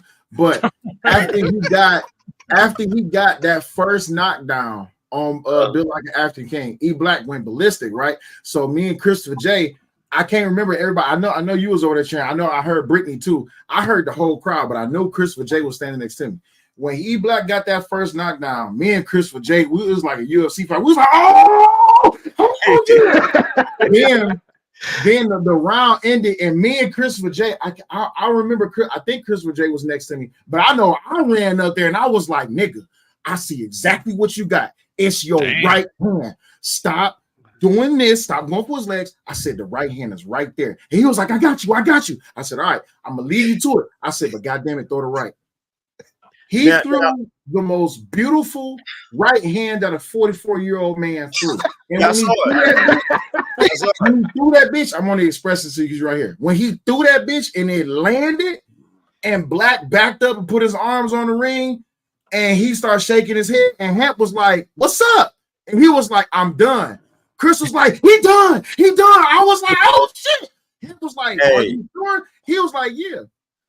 So I'm sorry, because I'm excited. E Black fell down to the ground. He had a tear in his eye. He don't want to tell nobody. Yeah, that old dramatic ass. Niggas ain't no Disney movie. Hey, E Black, let me ask you a question. Yeah. Because while you was in there boxing or whatever, right? I kept looking at your form. It felt like you wanted to go into that Philly shell. Yeah. I saw because I couldn't because Black throws a 1-2, and that 2 is hot. To be fair with you, that 2 is hot. You can't just really block it the way, especially with all that energy that I was having. So I was just trying to figure out a way just to, like, I wanted to counter it better than what I was doing. It didn't work. It got me lammed up, but he hit me because I ducked too quick. But yeah, you did your thing. No more. Did your thing. You earned my respect. I ain't gonna front. You did your thing. Oh, I finally earned my respect. No, I'm talking about as far as fighting. I'm talking about as far as shit. Talking about as far as, because you be talking mad shit to people on panels and shit. And I be like, I wonder if E Black can really fight. You know what I'm saying? No, but hey, Black, you know, I still got my opinion, sir. I saw what you did in there. You don't ever come outside in a wife beater. I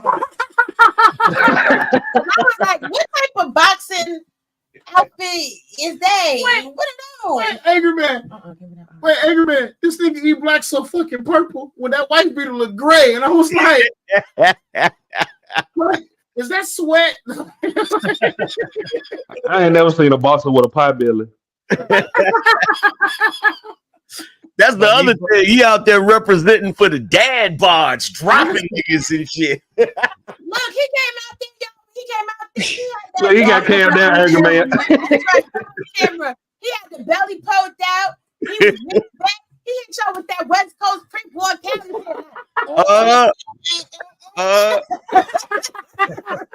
Only thing he needed was the Debo shoes. That's all he needed. E Black, how much Red Bull you drink, sir? 'Cause I know that's already why you was on your feet like that. You Tell the truth, shame the devil. Y'all ain't shit. Y'all ain't shit.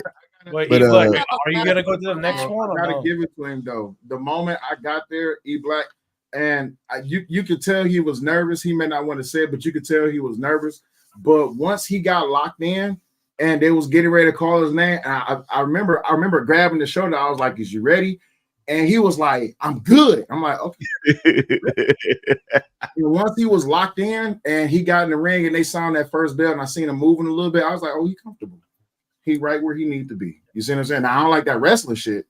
But go ahead, E Black. Yeah. Oh, the wrestling. Thank you, Sale. He started grabbing on them. That's the only why you knocked him out. He tired. He tired of a 44-year-old single mother started grabbing on his ass. Hey, watch when we review it. It's gonna be boxing. Y'all gonna see what I did. It's gonna be grip him up, reset.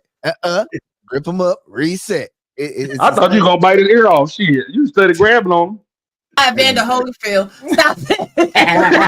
Oh my god. Hey, I was listening to everybody in the crowd. Cool. Why is he Hey, Hemp gonna tell you, I was laughing in the ring. No, Hemp was laughing at you. No, I was laughing because I was like, "Oh, this shit about to y'all ain't know it." Because Black was like, "Man, he trying to tire me out." I was like, "Yeah." And Hemp yelled at him. He backed away. He separated him, and then Hemp was like, "Hey, yo, stop doing that shit." I was like, let me tell y'all something about Hemp though, for real.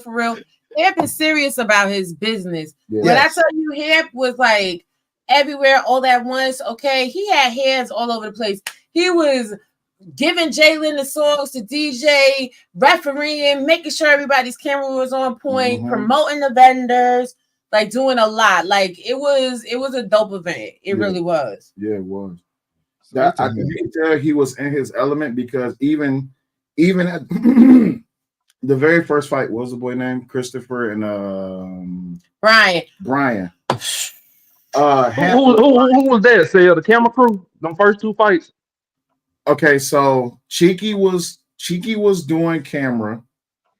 Jalen, I believe, was doing Callie. No, I'm talking about the first two fights. Was it the camera crew or the people that helped set up those are the people that's a part of his gym. Yeah, and then CJ had his round with Jace. That one was crazy. I can't wait for y'all to watch that. Those of you that didn't get to see it, that honestly, to me, I mean, E Black, I know you won a prize, and I know Fantastic won a prize, but honestly, I think that was the best fight of the night. Yeah, hey, Angry Man, you should have seen this. CJ got to be 6'1". Nah, CJ taller than that. He got to be what, 6'2", something like that. Nah, I mean, I don't know how tall CJ is. He taller than E Black. E Black 6'1". But his presence in that ring was like he was taller than Fantastic. Yeah, and then the boy, the young boy Jace, he was fighting. Jace was like Popeye, but just smaller. You see what I'm saying? But Jace won all 4 rounds, bloody nose and everything. I felt bad for his girlfriend though, because his girlfriend was like, "Come on, Jace!" But Jace didn't back down. And man, I don't want to take away from CJ and say he carried him, but CJ put hands on him, and he was putting hands on. But as a boxer, because he's an amateur boxer. So Phil, can I ask a question? So you were angry man? Oh, my bad. Let me start quick. As a boxer, I saw what CJ was doing. He picked every shot he threw. He didn't throw not one bad punch, and every punch he threw, it was pointed at something. And you can watch as the fight when we review the fights tomorrow, you can watch Jace's body wind down because he was slowing him down. Every punch had a purpose. And I was just watching. I was like, God damn. Man, listen, I ain't taking nothing away from nobody else, but CJ's the one to watch. Like I actually see CJ going far because that was a game of cat and mouse. He really was playing him. Yeah. But go ahead, Ashton. What you was about to say? I don't really just know nothing about boxing. I speak to my sport, basketball.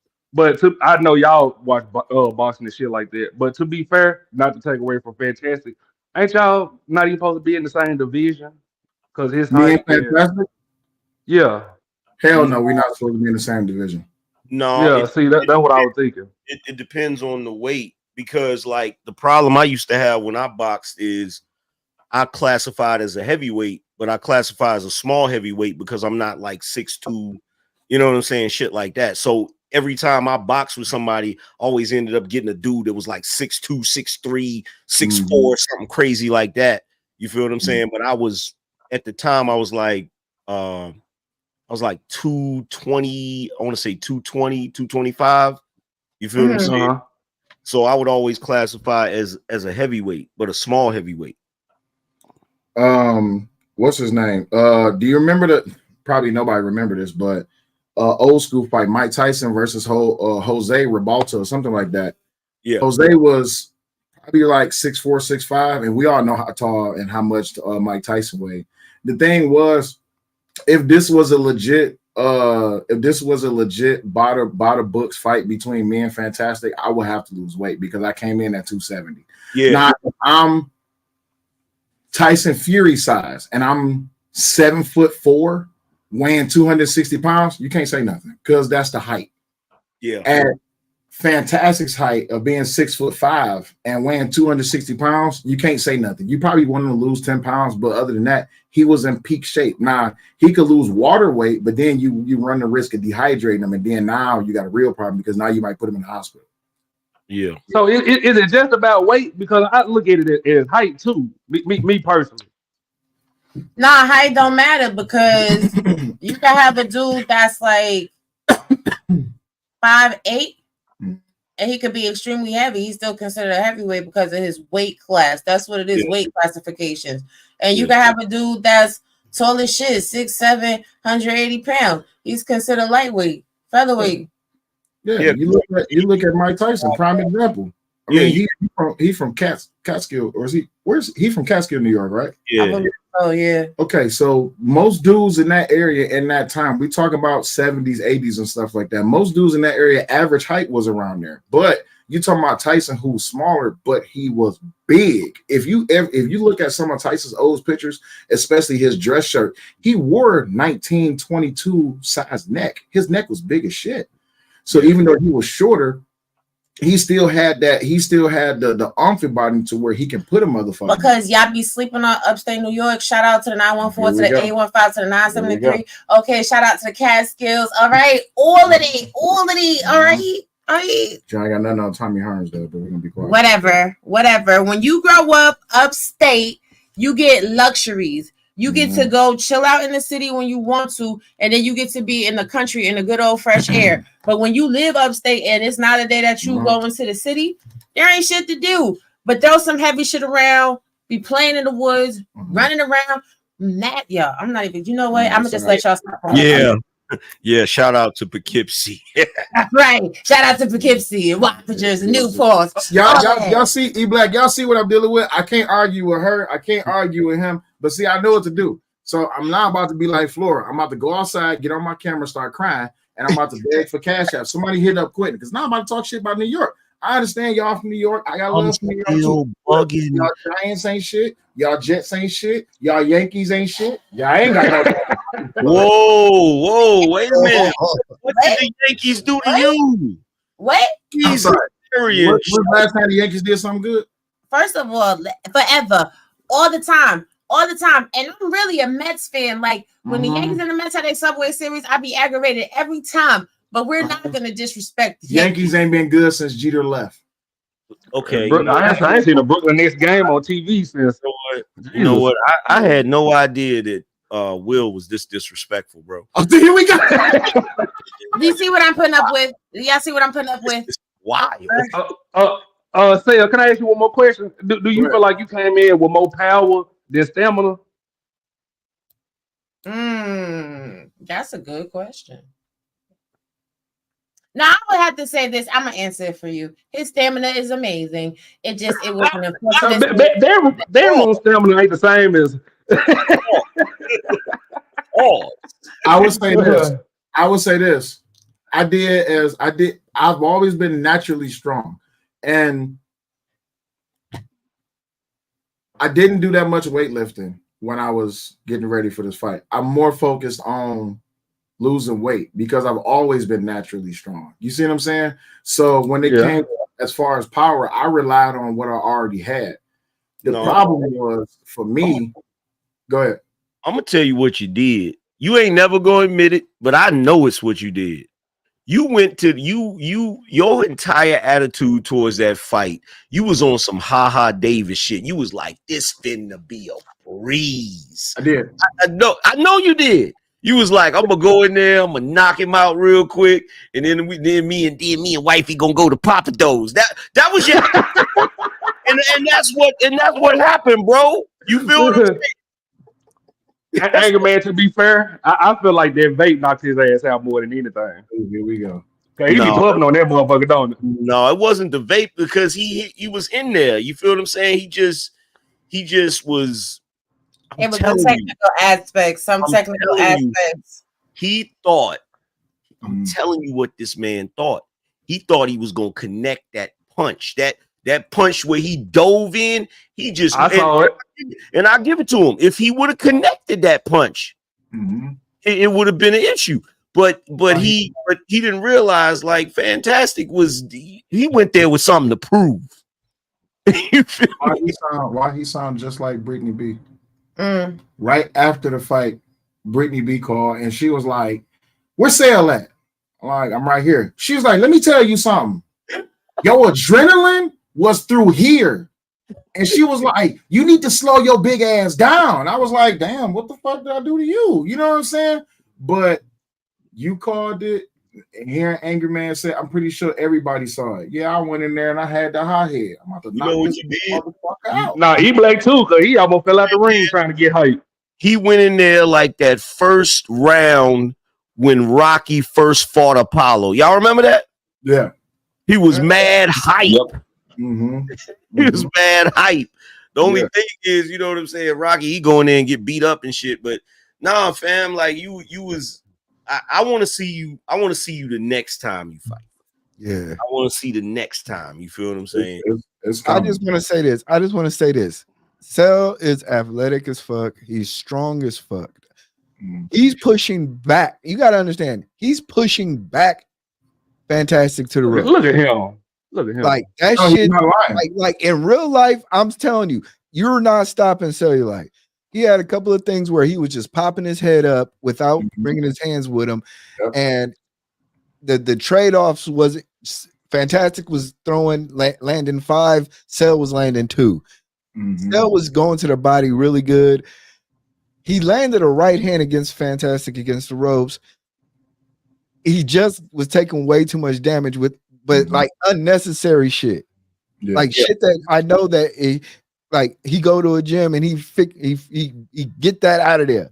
Because there was just shit there where it's like, man, you just popping your head up. And I told him in the ring, I'm like, bro, you the only thing he's landing is when you pop your head up.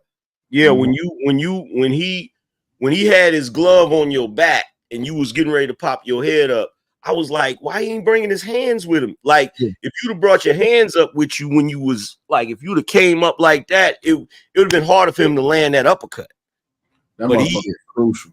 He that uppercut. You got to realize that nigga long as his arms is. You feel the fight is way closer than it was. I'll be honest with you guys. I and that's not my bias. And that's not just faking. The fight is way more closer than people realize. Go ahead and tell everybody how you cussed me out. Fuck. Save that for tomorrow. Yeah. Save that for tomorrow. Don't say what you said, but Angry Man, let me tell you what this nigga did. This nigga who got to win. This nigga called, hey man, Will. I'm gonna let you say tomorrow what you said on that phone. This nigga went off on me, and I felt like a little bitch. I'm sitting in the chair. I'm just like, you're right. He like, this is what's worse. He black. Check this out. So before this fight even happened, I'm on the panel with Will, right? I said to Will, Will, how tall are you? He said, I'm 5'11". Now, I already know how tall Fantastic is because he always talk about it, right? So I said, Will, need to watch out for his reach, bruh. He's like, oh, I got you, right? So he just admitted to me, he in the ring, and he remembered me saying this. So he done heard Angry Man voice in his head. Watch out for his reach. No, you didn't even say it right, Angry Man. You gotta say it with the slow motion. Watch out. I gotta say it. I gotta say it. That was on the way down. When he hit me, listen, when I dropped my glove and I went backwards, all I hear is, watch out for his reach. Nah, look. Nah, I gotta say it like Mickey. Hey, you bum! Watch out for his reach.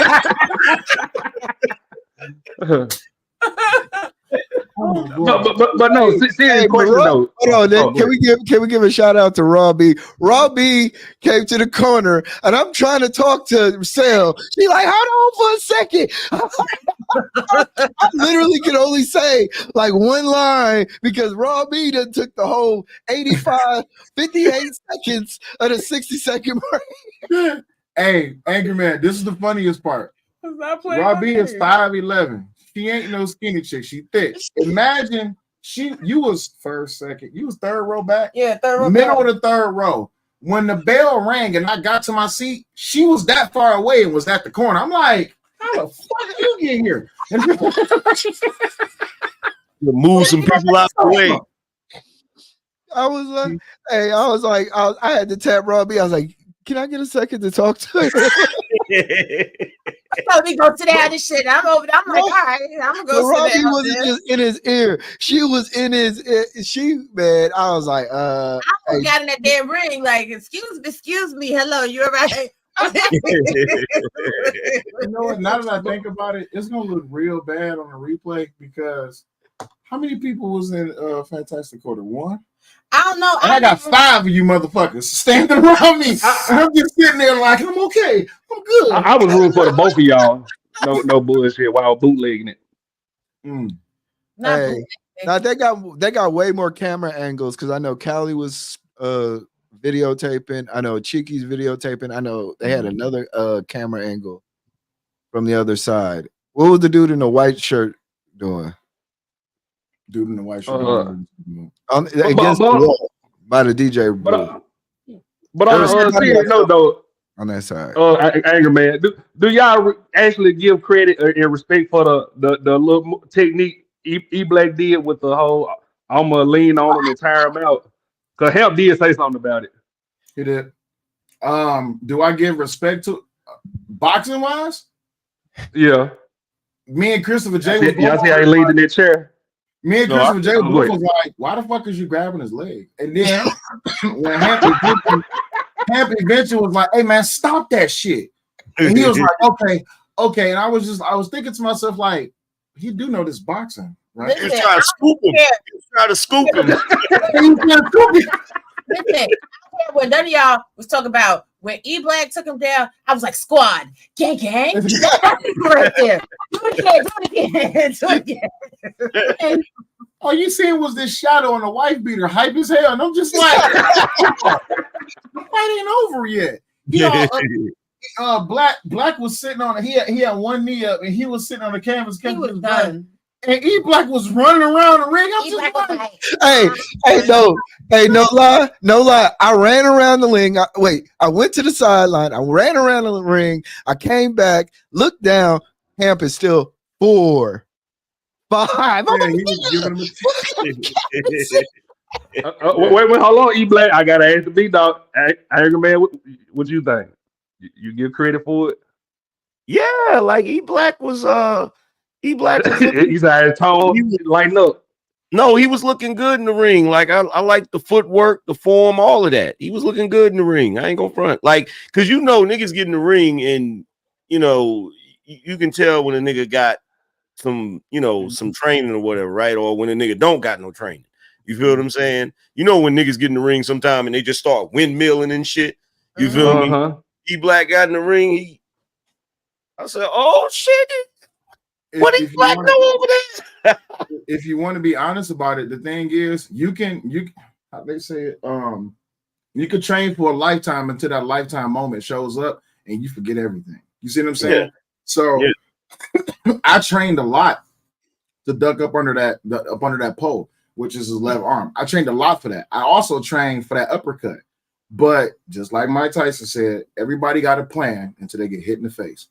And when he hit me with that jab, I was like, I even shook my head. I'm like, And then he hit me with the right, and I was like, okay, that's a little different. Then when he got to actually leaning on me, and I heard everybody in the gym, but the first thing I was listening to was, man, I gotta knock this nigga the fuck out. You know what I'm saying? So everything I've been training for went out the window. After that first round and after those first 2 knockdowns, I'm like, all right, I ain't about to go out on no bitch. And then I went out like a bitch, and it's just like, yeah, I didn't see the whole thing.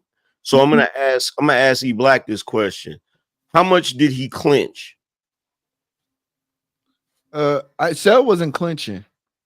Cell was fight. He was in fighting. That's what I'm saying. He landed a lot more body punches than people going to give him credit for. Yeah.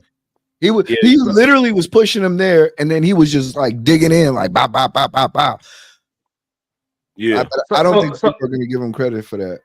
Yeah. So E Black, what made you fall on the floor like a pill popping housewife when you won? Man, You ain't gonna do E Black like that. We don't take that. We don't take that. Okay, he represented for the OGs. All right. Nights like this, I wish raindrops would fall. Holy shit. Holy shit. The 5 heartbeats. That's from the 5 heartbeats? Yeah. Oh my Jesus. Damn. Why you came down? Because I can't take this shit. Y'all niggas ain't about to keep roasting me. Ashton, you ain't shit.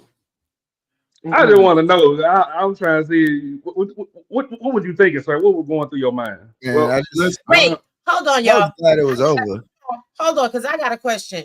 Now, Ashton, Marcus has invited you to the next fight. He said he gonna fight you at this might be rocky. What's good? You gonna come through? Is he really inviting me, or is he just doing it for clout? He was ready to fight you that day. So why you wait till I started the show to hit me up? Oh no, Christopher J was live, and he was like, "Listen, my opponent ain't show up, but I'm at Ashton City. Tell that nigga pull the fuck up." Again, why he didn't come hit me up? Hey, I ain't gonna front. Christopher J. Christopher J got me personally. Hey, look. You know what I'm saying? Like that, I know a cloud looking bitch when I see one. Hey, that man did not want to fight me. Hey, I'm gonna tell you I something. would have knocked their pistachio right off his shoulders. Hey, I'm gonna tell you something about Christopher J. He looked like he might be the quiet storm nigga. You might want to be careful. He looked like he might be the quiet storm. What y'all think? No, I'm talking about Arnold. Oh, but no, but Chris, I'm gonna say it because I seen it today when he was walking out of Cracker Barrel when he was coming back, and I was like, Chris looked like he'd eat everybody in this motherfucking restaurant. Christopher J, he's that quiet type, but all it takes is for you to piss him off, and then it's over. Christopher J is built well. That's a big motherfucker. That's another one. We talking about Arnold, ain't it? Where Christopher J come from? I'm saying Christopher J he could have contacted me personally.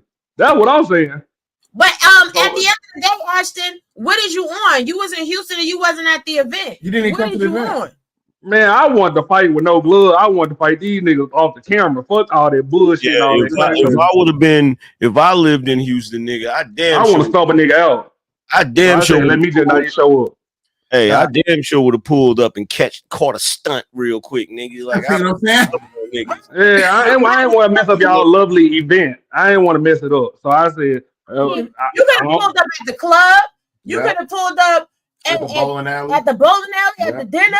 You could have pulled up. But Robbie, think of my mentality. If Christopher J didn't hit me up, he knew I was gonna cause friction. That's how I look at it. Because Christopher J definitely could have contacted me personally. So I feel like he already knew what type of time I would have been on. Angry man living in Houston. The event going down. The cameras outside. Everybody partying, having fun. I'd have pulled up. Black motherfucking Corvette. Rules. I'd have pulled up like this, nigga. This mink wearing Timberland motherfucker with all his jewels on. Pulled up on the when Angry Man was in New York and he had on this coat with all his stones, and I'm just like, why is this nigga outside? Let me tell you something. Nigga, I was on. I was like, no, he's not home in the city. Nah, he's not really. He's really stunning. He's really stunning on these Nigga, niggas. nah, Like, oh, God. nigga, I wasn't in the city, nigga. I was on Jamaica Avenue with the fur and the jewels and the shit, nigga. That's a hard play. Nah, it's a hard play. I mean, you got to be thorough for that. So again, when y'all come from people from New York, be sure. Be sure. Hey. Hey, But yeah, it's real. It's I ain't give a fuck. I was out there. It's time for bed. Yeah, Ashton. We was looking for Ashton, but somebody You didn't call me, sir. Stop it. You called me. Don't play in my face, Blake. Hold on, Don't play in my face. somebody said at the event you didn't have a ride. Yeah. And I was like, Stop damn. it. Nigga, I got a whole car. Stop it. Hey, Black Asher, hold on, give me a second. Hey, shut this down. I got you. So, everybody, ladies and gentlemen, it has been wonderful, wonderful, wonderful catching up and recapping. Now, tomorrow we'll be on This Might Be Risky, recapping the fights. Okay, sure will. Hey, make sure y'all shut the stream down before you start playing the Teddy P. We ain't listen, turn we ain't off putting no the channel start. Hey, angry man. Hit the cash app. Angry man, look at the private chat. That's the first fight. Check it out. Okay. All right, I'll check it out. The highlights. But you guys, it's been a pleasure. Thank you all for joining us today. We love y'all, and peace out. All right.